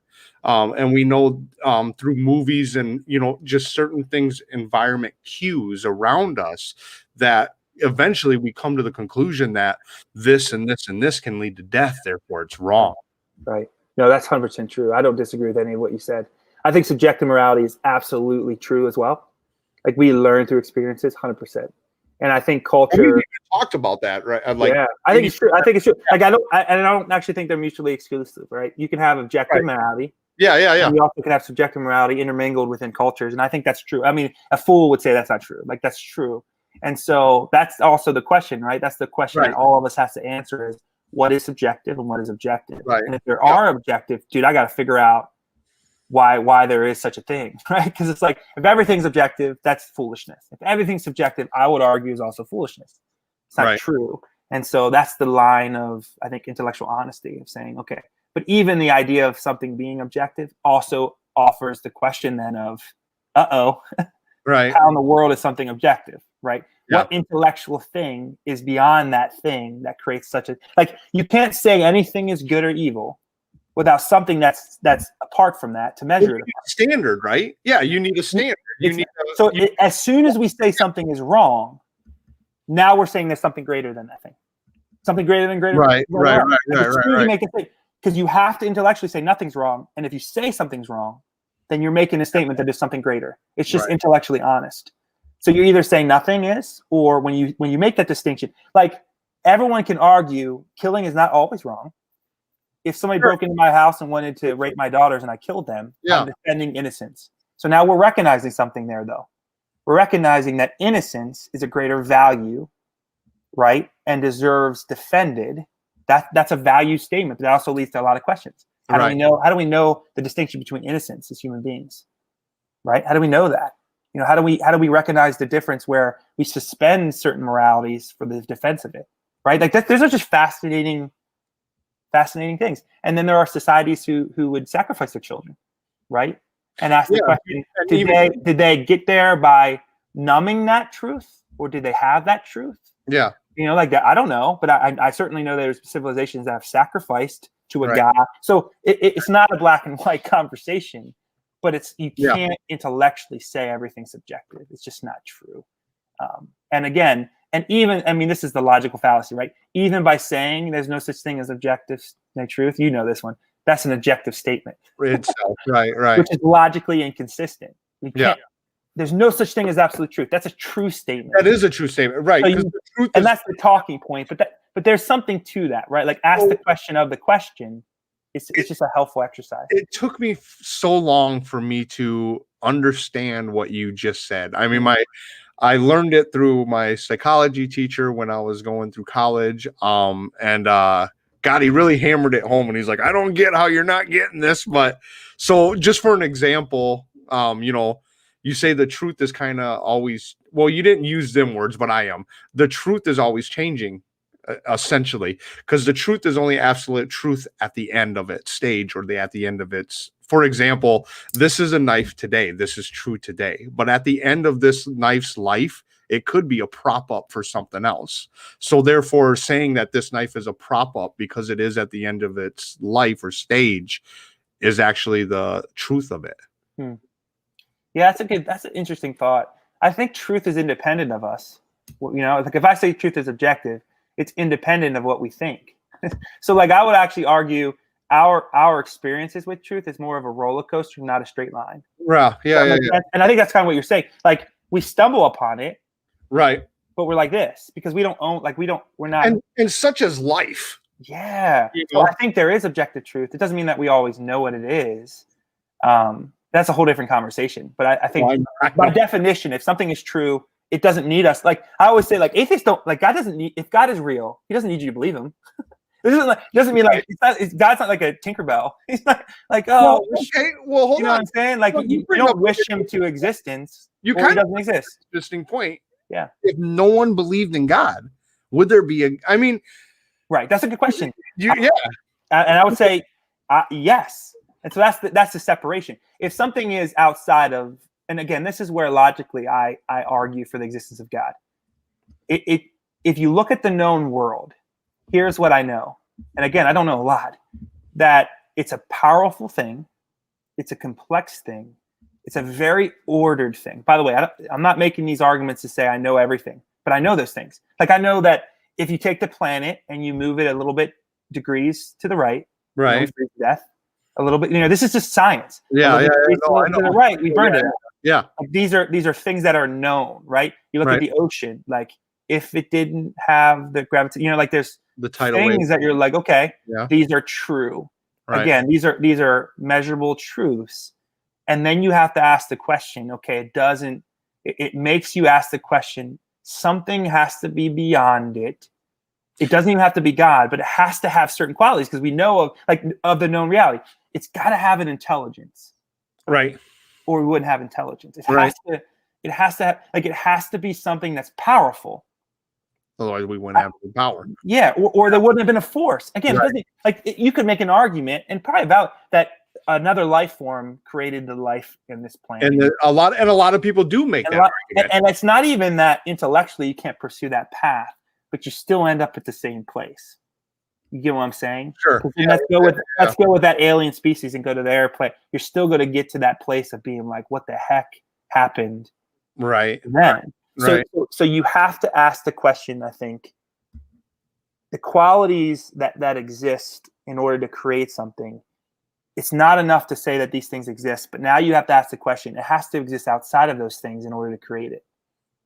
It has to be independent of time, space, matter, energy, power. Like it has to be independent of those things because all those things existed like this. Right. And so it has to be greater than, again, and it could even be a non, you know what I mean? Like it doesn't necessarily have to be the Judeo-Christian God, but intellectually you have to pursue that path. There has to be something. If you're on it. Yeah. And then I think it leads to really good conversations. Like if there is a God, there's thousands of gods that are articulated in human history. Right. So then I think naturally you just have to filter those gods. You got to filter them. And you could get to a place where I didn't, but somebody could get to a place where they filter all the gods and they're like, none of these work. So maybe it isn't a God. Maybe it's an uncreated thing that exists, outside of, but you know what I'm saying? Like you kind of, if you're not honestly doing that intellectual gymnastics that I just did in your mind, I don't think you'll ever actually discover truth, if truth is even there. Right. No, you always, like the saying or the quote that I have on my introduction video, the truth is not for all men, but only those who speak it. Yeah, that's a good quote. Yeah. I mean, and it's true again with anything. I mean, if you want to know something or you want something, you're going to go for it. And it's not for everybody, but it's for the ones that go for it. It's for the ones that, have the blinders on the horse, if you will, and straight and narrow as you. And there's a path you take if you want to be with integrity. You have to take the right path, not the path that others have paved for you. So, like, I'll give you an example. Sure. If I read the Quran, I'm a Christian, and I have. Yeah. I could read the Quran with the lens of I'm gonna prove this thing wrong, baby. I'm gonna just destroy this thing intellectually. And I would actually be intellectually dishonest by doing that. What I need to do, because you're going in there with a biased opinion already. Yeah. What I need to do is go to the Quran and actually ask somebody who's very knowledgeable about it what the things mean. Right. And I don't have to agree with them, but I gotta pick at it. And I gotta say, am I, because this is what most people do. They'll go to Google and be like, 5 points against the Quran. Right? No, it's right. Okay? Yeah. And then that's their reason. Right. And so it's the same with Christianity. It's like, you've never read the Bible, dude. You've never read it. And you're making all these truth statements and you never read it. That's intellectually dishonest. You are intellectually weak right now by saying that you've dismissed something that you have not even given the time and the energy. And don't read the Quran and then say what the atheists say about that verse. Right. You read the Quran and you say what the leading Christian theologian says about that thing. And again, doesn't mean you believe it, but you got to dig deep into this stuff. You got to question yourself. That's what pursuing truth is actually about. It's like, question your own beliefs. Yes. And let it go where it goes. Right. And don't be afraid of where it goes. Yeah. And it may go to a place where everything you used to believe is nonsense. Right. And that's a hard, that's tough. We've talked about that too. That's a hard thing to look in. Hard. I mean, you're cleaning out your closet, if you will. I mean, you're gutting out the place you've lived in your whole life. Yes. A lot of memories and things that you really want to hang on to. Yes. You might have to throw away. And now you're now you're going to feel like a compulsive hoarder. And you got to recognize how many times you like put the foot in your mouth in past conversations. Right. You're like, oh gosh, that's horrible. Yeah, man, that's and again, I would never claim to say I arrived, but I honestly can say that I've intellectually tried to be honest in my pursuits. I really have. Yeah. And I personally found that the Judeo-Christian God aligns most with my questions, which are really based on the framework, and this isn't mine, but the apologetic framework of origin, meaning, morality, destiny. Like, I think that's ultimately the truth that we're seeking. And hey, if the truth ends up leading towards all four is we don't know, then that's where it leads. But I actually don't think that's where it leads. But again, like that's where you got to be, you can't absolutely prove anything to be true. Absolutely. Is there a danger? Do you think there's a real danger, a real threat? We're talking about good reasons to believe in God. Is there a real threat not believing in God? An existential threat to, Yeah, I think when you don't believe in God, you open up the subjective morality conversation, which I think is dangerous. It's a dangerous conversation in application, right? So even if you make the argument, is culture better off with a belief in God, even if he doesn't exist? Right. I would argue yes. Okay. Because it creates, and again, it does. You could make an argument. Well, what good is it for a bunch of people to be brainwashed? Thing that you say, because if he doesn't exist, because we just talked about how God brings morality. He a slew of things God brings. Right.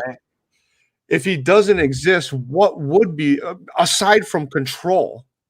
What would be the purpose? But I would argue control isn't always bad, right? Well, so like if you're looking at, and this is a good point that atheists make, and I argue there's a truth to it. It's not the character of God, but it is the character of man. So you can make an argument that religion elevates the worth of an individual. Yeah, right. It does. And if you're making the argument as an atheist that it's for the well-being of culture, well, we know psychology-wise that like believers are generally more happy. They're generally more committed to their families. Again, doesn't mean they're better. It's just like they generally have a moral compass that they try to live by. And so if you're actually looking at like they sacrifice for country, right? They hold greater values than just the physical. Atheist that is for the well-being of culture. Sorry. No, that's okay. You get where I'm going there, though. Like if you're actually just asking the question, if the goal is well-being, like the society and us as human beings just kind of get along so we can have the best possible lives for the 70 miserly years that we're here, and then we're worm food. Like, if that's your worldview, I actually would argue that religion is helpful. No, really though, that's like a typical, I guess. I don't want to generalize, but that's a typical atheist view that after we die, we're worm food, right? So like, if you ask a man that was married for 50 years, he would argue that it was better for him to be faithful for 50 years to his wife. He had more satisfaction and meaning in his life than a person who was promiscuous and was like single at 60 because of his promiscuity and getting drunk at the bar. Like, you could say, no, he made good choices that actually produced fruit in his life. And you would argue sometimes people make good choices, not that they have a relationship with God, but they have this, and it actually produced, like, children are brought up in more stable families. That's a good thing. Like, there are things that are separate from if he's real or not. You bring up good for society. Hospitals were created because of the Christian's compassion, the Catholic compassion towards the broken and the weak in our culture, which really wouldn't have existed. You think of orphanages, these things that are just practical things. Right. Now, mind you, I don't think that atheists don't have compassion over people, but certainly, again, historically, the Christian Catholic, Judeo faith compelled people to start those things, which helped society. You think of the advancements of science, like Christians advanced science. If you're intellectually honest, they did. Yeah, they did. They advanced science. It doesn't mean that non-Christians didn't advance science as well. But if you look at the founders of most of the scientific field, these were godly people wanting to discover the complexities of creation. Even Darwin believed in God. Yeah. And he's hold on real quick here. Yeah. Hello? Yeah, go ahead, bud.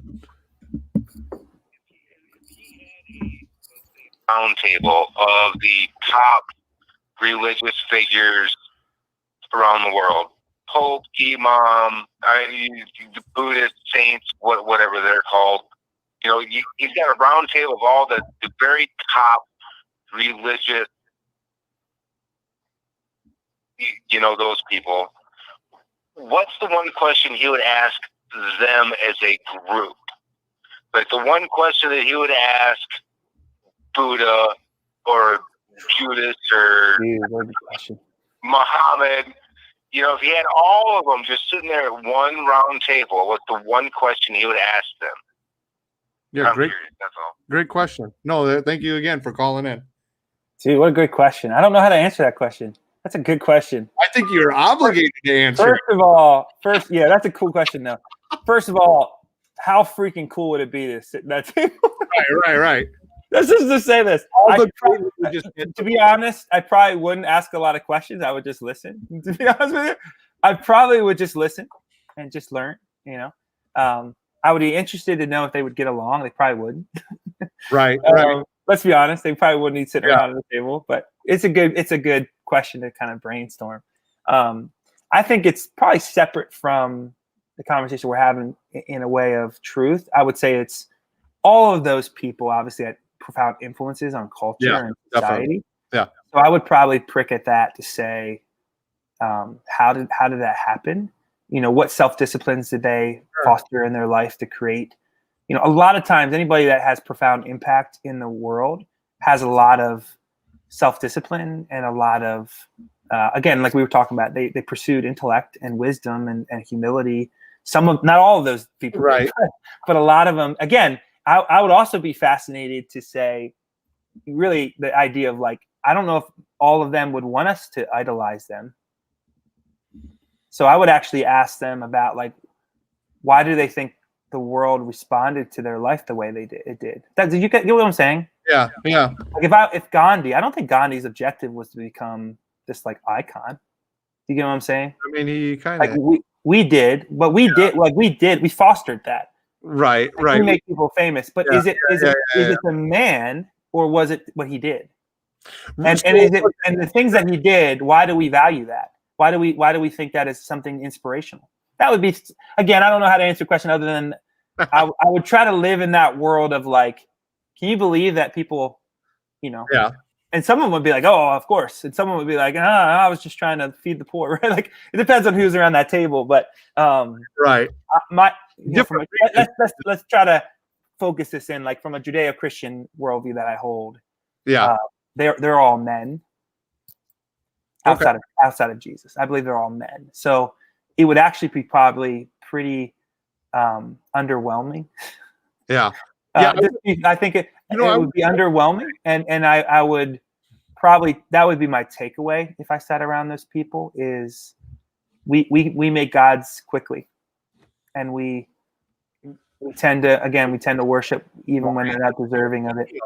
You know, sorry, go ahead, man. There's like 3,000 gods. You know, like you said, we tend to make gods quickly.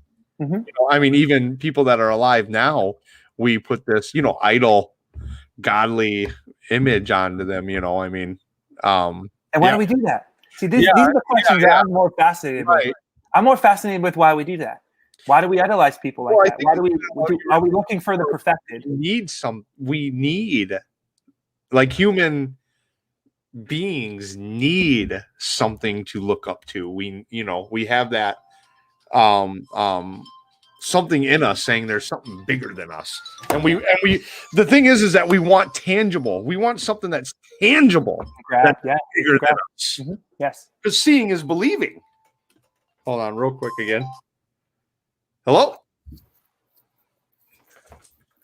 And outside of Jesus. What's that? You can bring that comment up if you want to or not, but I'm just caught that. He said all of them are men outside of Jesus. Yeah. Transvestite? I'm just fucking with you. But, hey, I'm going to go back to your feet. Okay. All right. I get where he's going there. Yeah. Let me rephrase it. Humans. All of them are humans. That was pretty fun. Yeah, I get what you're saying there, but I think we should go through these comments real quick. Yeah, man. And then call it a good stream, eh? Cool. Sounds good. Sorry it was a little late here.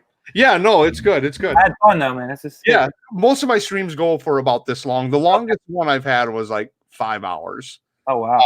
Yeah. And that was probably, if you went 5 hours, that was an interesting conversation. It could have went longer, to be honest with you, but I cut it short. So what was it about, if you mind me asking? Oh man, I'd have to look. It was a Christian. It was a religious one.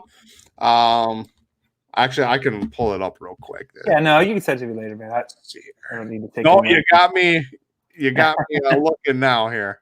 So that's my goal. I need to inspire to have a 5 hour worth conversation with you. Huh? That's the BLM. It was about Black Lives. Oh, interesting. Yep, Black Lives Matter movement.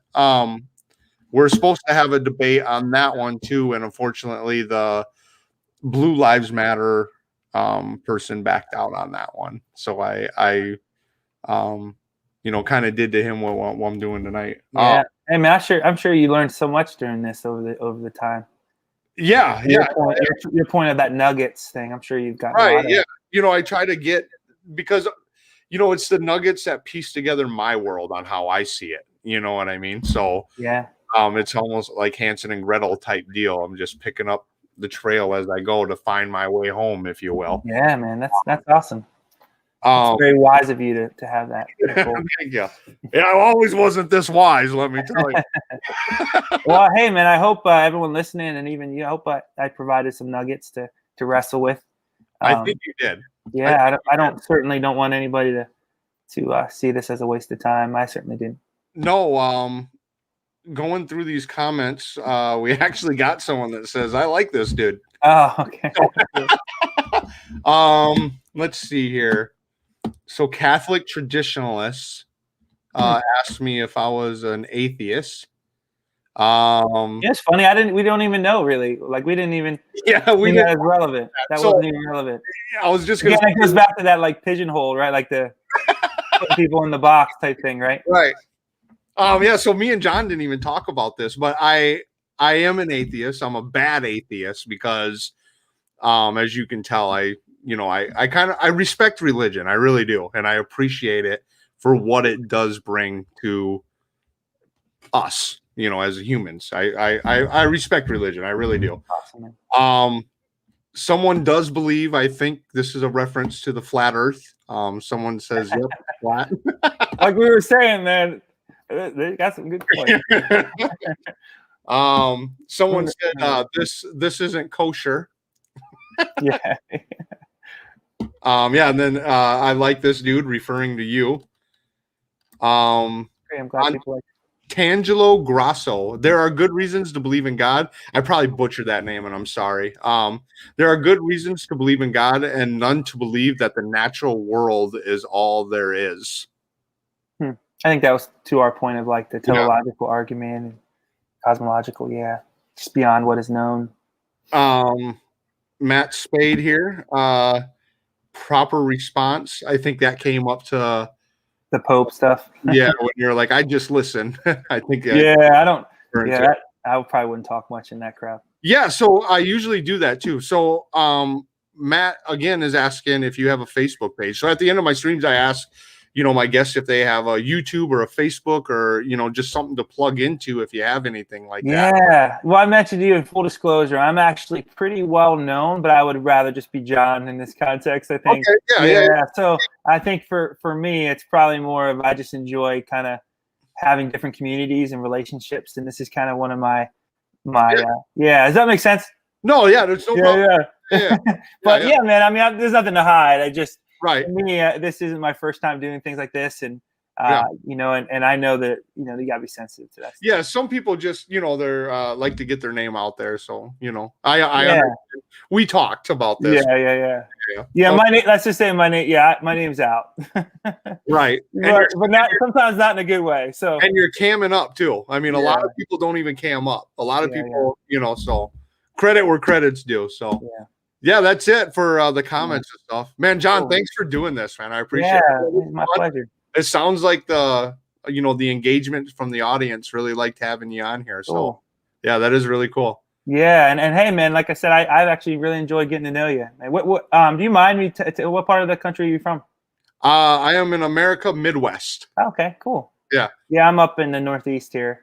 Okay. I'm in like the Pennsylvania area. Okay. Yeah, so that's kind of where my domain is. That's why I was telling you I'm Eastern time here. Right. Yeah. So what do you do for a living? What's your job? I actually own a lawn care company. Oh, cool. I've been doing it for about 9 months. First time I've ever owned a business in my life, and I'm pretty excited about it. So you just started it? I did 9 months ago in the middle of the summer, and then COVID hit. That's great. In the middle of the COVID pandemic. Yep. What a good time. No, I always tell people that, because I'm very proud of that, So how's it going? Good. Yeah, no, well, like I said, I've been doing it for 9 months, and so far, by the time my 1 year hits, I'll still be surviving, which in a small business is an accomplishment in itself. So, I'm doing pretty good. Now, do you do any shoveling and snow work as well? I try not to. If I got to, I got to. Yeah. Yeah, I try to keep the snowblower up and running and tuned up, and Yeah. Well, I had a kind of a side gig in high school with yard care, and I would get my neighbors to pay me to go do their yards and stuff, and and it was fun, man. It was also kind of cool because you just had that freedom, right, to kind of work on your own. You didn't have to sit in the desk or clock in. That's the best part, I think. Well, it's my favorite thing aside from a shower, because you just stick in your earbuds, you ride a little more, and you do a good job. But it's an escape with the music. Yeah, I have fun doing it. Do you like podcasts, dude? Do you like podcasts? I do. Yeah, because those are always good for like yard care and stuff. Right, just popping in a podcast and listening to them, especially the long form stuff. Yeah. We we always talk about. I know a couple other lawn care people, and we are always they're always giving me podcast people to listen to. So I do like podcasts. My favorite one, of course, I know Joe Rogan. I mean, because he just talks about. I like Joe Rogan a lot too. Yeah. What would you say is your political? I don't want to box you in, but it sounds like you have some political interest as well. Because Joe Rogan, obviously, and like Crowler. Steven Crowder and like Ben Shapiro and those guys. Glenn Beck. I love Glenn Beck. I do. Everybody thinks Glenn Beck is crazy, just this conspiracy. But I love the. I really love when he brings out the blackboard and he takes us back to school. I love that. That's unique to him too, right? And he's one of those. He really, to me, Glenn Beck is one of the few people that breaks it down in like small edible chunks to where you can really follow. He's not like missing anything. It's almost like going from Old Testament to New Testament right to the Revelations and forgetting the book of Jesus altogether. The Gospels. Yeah, I didn't follow. I feel like I want this stuff here. Yeah, but it wouldn't make sense if you didn't get the Gospel, right? Yeah, right. Yeah, right. Did you grow up? What was I going to say before? No. Oh, did you ever grow up listening to Michael Savage? You know what I'm talking about, Michael Savage? He used to be nationwide. I don't know in your area. He's from San Francisco. I think you'd love him. Okay. I don't know if he's doing it anymore, but he was my favorite. Michael Savage. Okay. Michael Savage. He was like he's from San Francisco, but he has like this like Italian. He's real he's brilliant. He's got his doctorate in like terminology. Like he's just got all this stuff. But he's he's just very. I just love the way he thinks. You'll like him. His name's Michael Savage.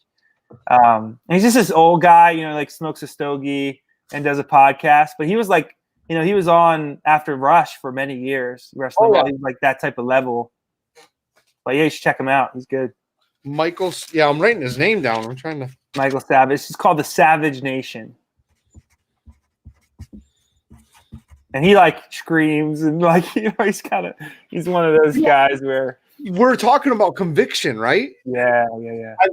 And I was saying it's a selling point. I like them people with conviction. Yeah. I like them people that can get on camera or, you can tell they're right here with the microphone and, they're just really feeling what they're saying. They're really pushing out that belief. Yeah, I love people with conviction, man. You know what I noticed about you too, man? And I'm assuming, obviously, but I don't like fake people. And I know I can tell what when I start talking to you, you're not fake.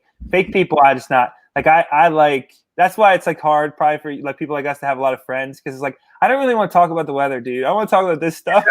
Right. Like Yeah. I just, like I actually really like substantive conversation, and so the people that are real surface and like overly polite and stuff, I'm not interested in that. Yeah. My best friend, when you say weather, he calls that small talk. Yeah, And he hates it. He's like, there's no point in small talk. Yeah. He don't like small talk at all. Yeah. So I agree. Yeah, I always go to the juggler. I'm always like, do you believe in God? Or like, what's your faith background? I'm always going for like deep, where I'm always like, what do you think about, socialism? And it's I'm very politically incorrect with my people are looking at you like, you're not supposed to say that. Yeah. That's exactly right. Yeah. You're my neighbor, but I'll tell on you. Yeah. So do you have a faith background? You said you right now you're kind of an atheist, but you're kind of a seeking, and it sounds like you've obviously done a lot of research and stuff. So do you have any experience in the church at all? Like, it sounds like you have a little bit of. Yeah. Again, I have members of my family that are Jehovah's Witnesses. I have members of my family that are Baptists, and Catholic. And I also know quite a bit of Mormons. So I have a very well-rounded different dominions that I can pick from when it comes to Christianity.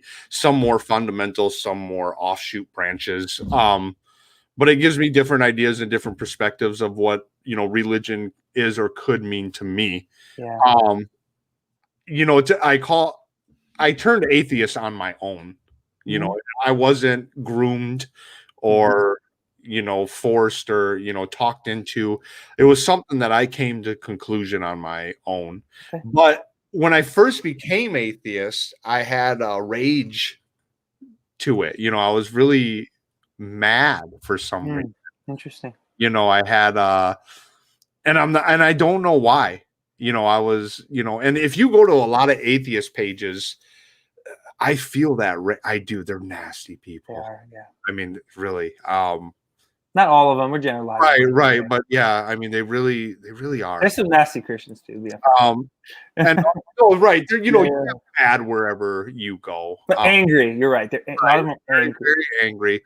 And I realized too, the more I dug into atheism and what they believe, a lot of like their core beliefs as a group went against what I honestly believed deep down. Mm-hmm. And again, we talked about Western civilization, how I feel Christianity had such an impact on America and Europe. And what they were saying, my thoughts in my heart didn't align with that. So I became what some people call a conservative atheist, which is a very rare breed. It's all but I've grown to respect religion, and I'm not closed-minded about it. A lot of atheists wouldn't even have this conversation. Totally, man. The open mind that I've had with it. I mean, I considering that I don't believe in a God per se, I think I did all right accepting and listening to what you had. Totally, man. Totally. And I would love to know your thoughts too. And I know that not right now, but later, maybe we can do an interview where, and again, I think it would actually help with your viewers, where maybe I could be the person who just kind of pulls in your worldview and flushes it out. And again, I think you did a great job of like no gotcha moments, but like, right. Sounds like you're saying this. And because I'd be very interested in let me just say this too. Like, it sounds to me like you're hesitant to jump into anything, and I think that's wise. You get what I'm saying? Right. Like don't jump in. Like, I think people sometimes jump in too quickly, if they jump in at all, or they don't care. It sounds like you're in a world where, like, if it sounds like you really had thought. You're still probably thinking about what you believe and why you believe it. I mean, that's key, man.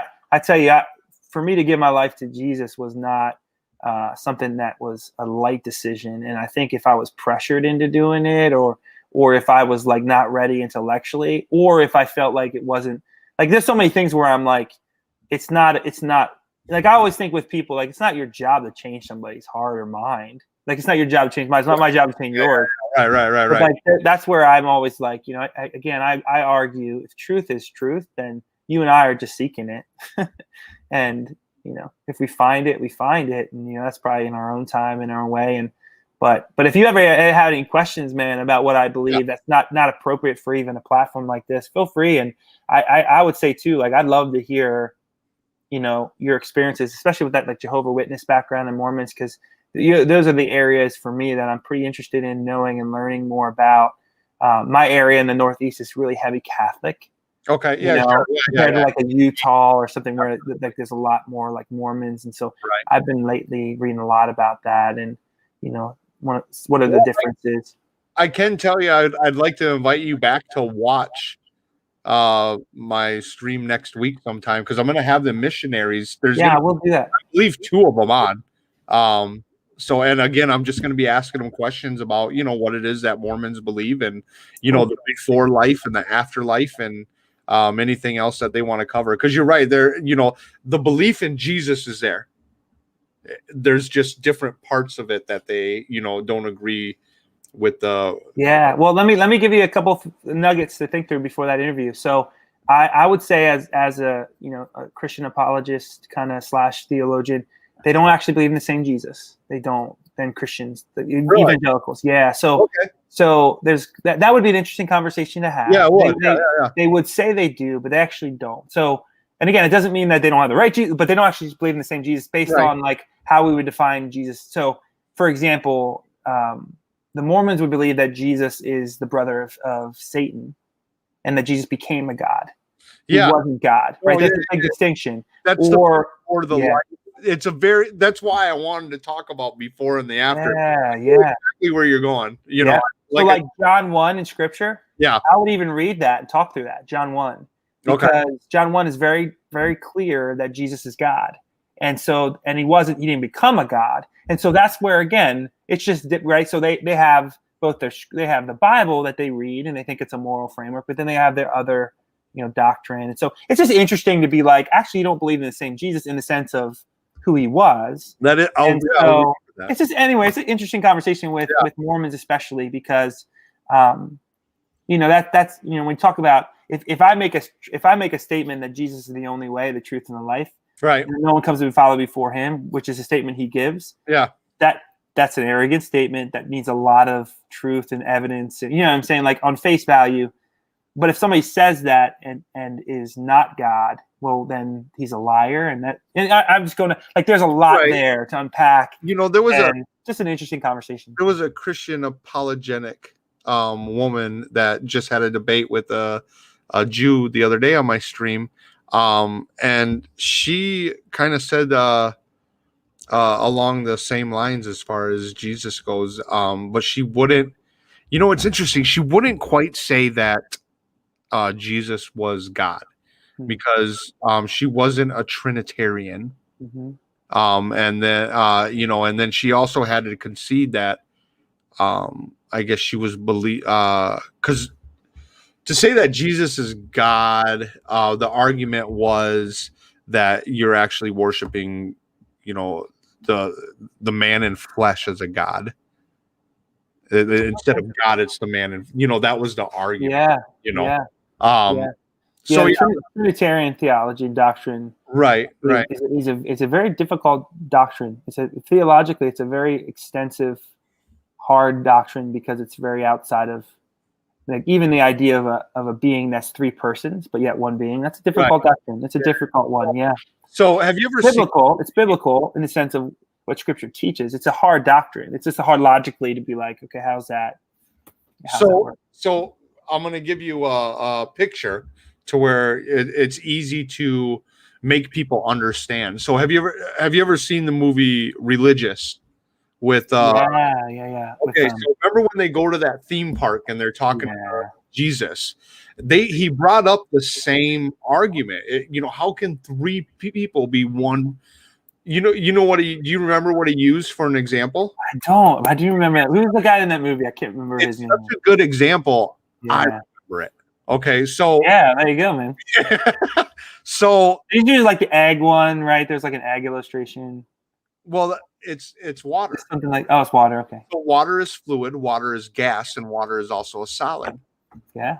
So there's things like that. That's interesting. Yeah. So there you go. You have a picture now of how Yeah. things can be won.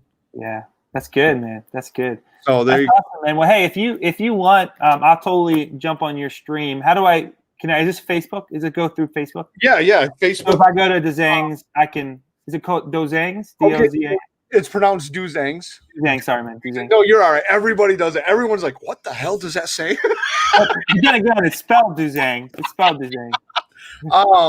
So no, if you go to YouTube and just type in Dozangs and Games, I have a channel there. And then you can get a hold of me on Facebook too. Just message me, drop me a line. I don't have a Facebook page or anything like that. Just a profile and a YouTube account. So that's awesome, man. So I'll definitely do that. And you have my Facebook Messenger as well. So feel free to add me on Facebook, man. I'm pretty comfortable now with you to open up my world to you. I'm pretty comfortable. And in full disclosure, I have a couple thousand people in a church that I pastor, and so I'm online. I have every Sunday I have my sermons go out and live stream to a bunch of people around the world. So because of COVID, you haven't actually been to your church in a while, right? No, actually we have. Yeah. Okay, so our church has multiple. Yeah, we have multiple venues, but we also do an online service and an on-site service with masks, and we also have like an outdoor. So we're actually all over the place, man. We're doing multiple things. So we have been back. Probably we started doing outdoor stuff in the summer. So that's kind of when we really started getting back. But we have a production department, so we've been able to film our services during the week and then stream them and stuff like that. So. I know, so I live in the Midwest and I have a lot of small towns around me. But I know small town churches, it's such a great idea. I love it. But they actually barbecue. And then one person's barbecuing and another the pastor's giving his sermon, but they set up chairs by a river. That's awesome. That's so way cooler church than yeah. So you have church that's appealing, and it's become it's like a family setting in a way too. You're barbecuing, you got preaching about God in this wonderful environment of water and nature and absolutely, yeah. Are you a hunter? Do you hunt and fish?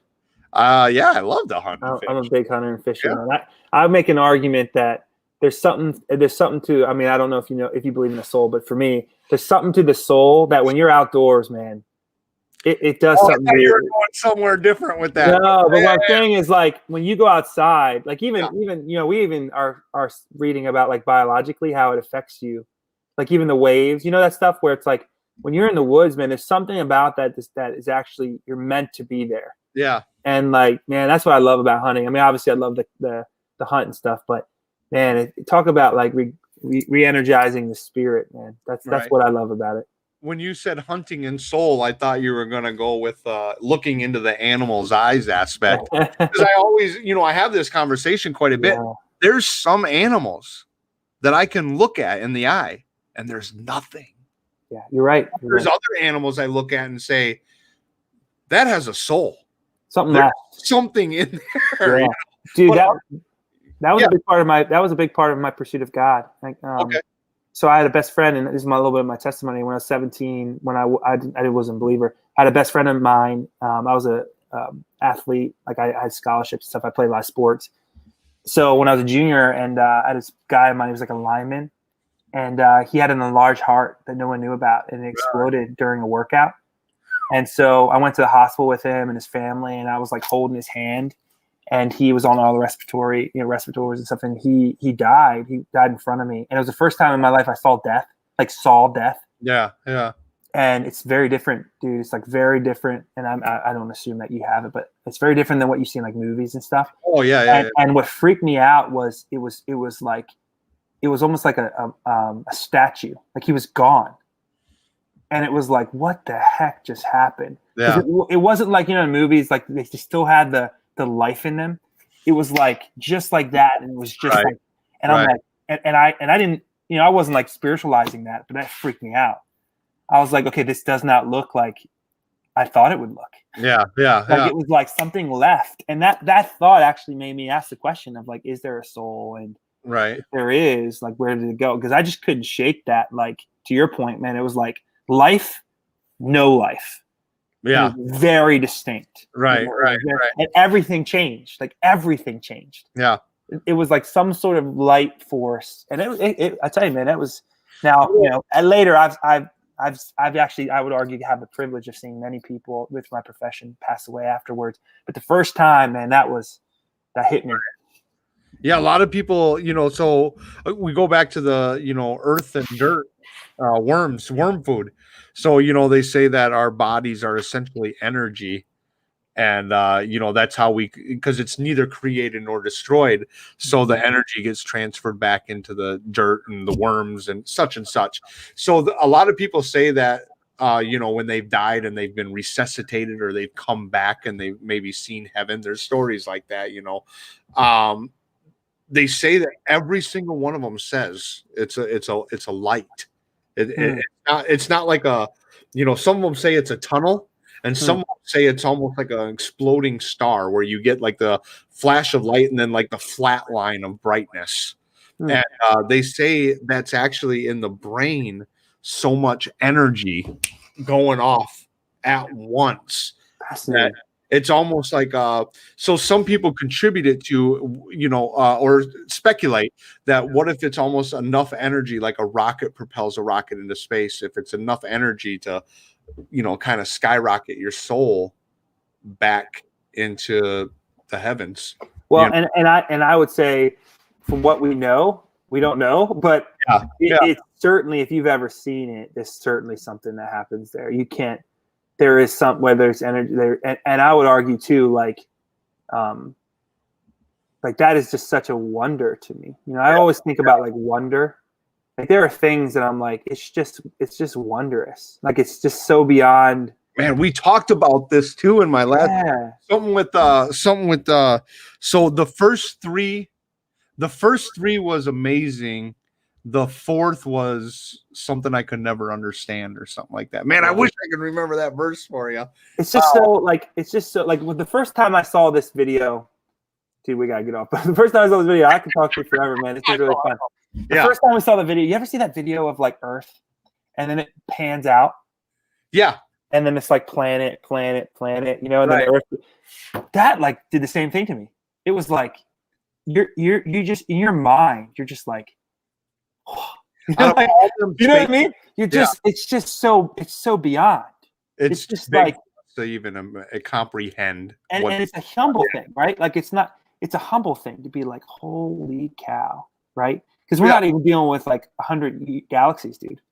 We're dealing with like one, right? It's so daunting. And again, I go with this isn't my quote; it's Rick Warren's, but and to the internet, like that's a feeling. It's like, holy moly, right? Yeah. And then the humility is like, here we are, created finite beings, talking about a creator and trying to define him. Like there's a little bit of like, especially if you see that, if you're like, okay, if there is a God, he created that. What are we even trying to do here? How do you even explain that? Yeah, goodness gracious, because that video to me, because it just kept on going, and Earth was just like a speck, and then it gets and then these planets, right? It was like the sun, and then something bigger, and you're like, oh my gosh, that was the same thing, man, and it's a different thing, but it's that same like wonder of like you think and then it's like, holy cow, or like you ever seen like the DNA molecules. You ever see that? I think it's a molecular chain, but it's like this thing that's walking inside of you like this. You ever see that? So if you go to, I think it's molecular biology, there are these like videos online, and it like zooms into like how your body works, and there are like these things that walk like this inside. It's pretty crazy. Really? And it like pulls. Yeah. It's all basically your anatomy and like how it operates. But again, it just shows like a level of complexity that just blows your mind. Yeah, it's just an amazing thing. It literally is this thing that like walks like this, and it pulls DNA. It's just amazing. It's just, and again, this is I think it was like a Harvard video. These are academia, right? Like, because of technology, you can literally like program to see, like heart surgery, like you can program to see the anatomy. And it's just so outside of watching Netflix world, right? Like it's just so beyond.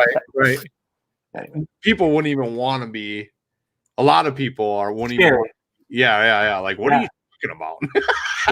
Well, even like the supernatural, right? Like, supernatural is scary, but I'm fascinated with the supernatural because I believe it exists. it's the unknown. People are scared of it, but I think at the same time, people are intrigued of it too, because it's unknown, And do cows think about the spiritual world? You get what I'm saying? Do animals contemplate the spiritual world, or are we the only species that do? That's why I was kind of bringing up, like there's some animals you look into and it's like, there's something there, like pigs, dogs. Yes. And then there are animals that don't have that. As a hunter, you know exactly what I'm talking about. Yeah. I mean, they're like almost tell you their food. You know what I mean? Like like, I don't really need to live. There's like some sort of robotic. There's something, right? It's an instinctive, yes, eat or die. Yes. And that's all there is. That's their whole motive, eat or die. And there's nothing else there. But like with some animals, I honestly believe that there might be like a thought process. There might be like a feeling. And when you talk about this, you don't talk about this with animals. You talk about this with very complex, highly intelligent things or creatures, not animals. Yes. But I think some animals, and why it's just some animals, that's very interesting. And there's a leap too, right? There's a leap between the ones that aren't and the ones that are. You know who I mostly notice? Reptiles. Nothing there, dude. Nothing there. I agree with you. Nothing. I think cats too. Cats, nothing. I mean, they're just looking. There's nothing there. Yeah. I don't know. I think it's crazy. I think why? Yeah, I don't know. But we got to get off this thing. We'll talk all night. All right. Thanks for joining us again, too, John. All right, you too. All right, everybody. Thanks for stopping by. This was a great conversation. I hope to have him back on. What a great guy. Everybody, follow me. Watch out for these streams. Go to YouTube, Dozangs and Games. Subscribe to me there. Yeah, thanks everyone. We'll see you later.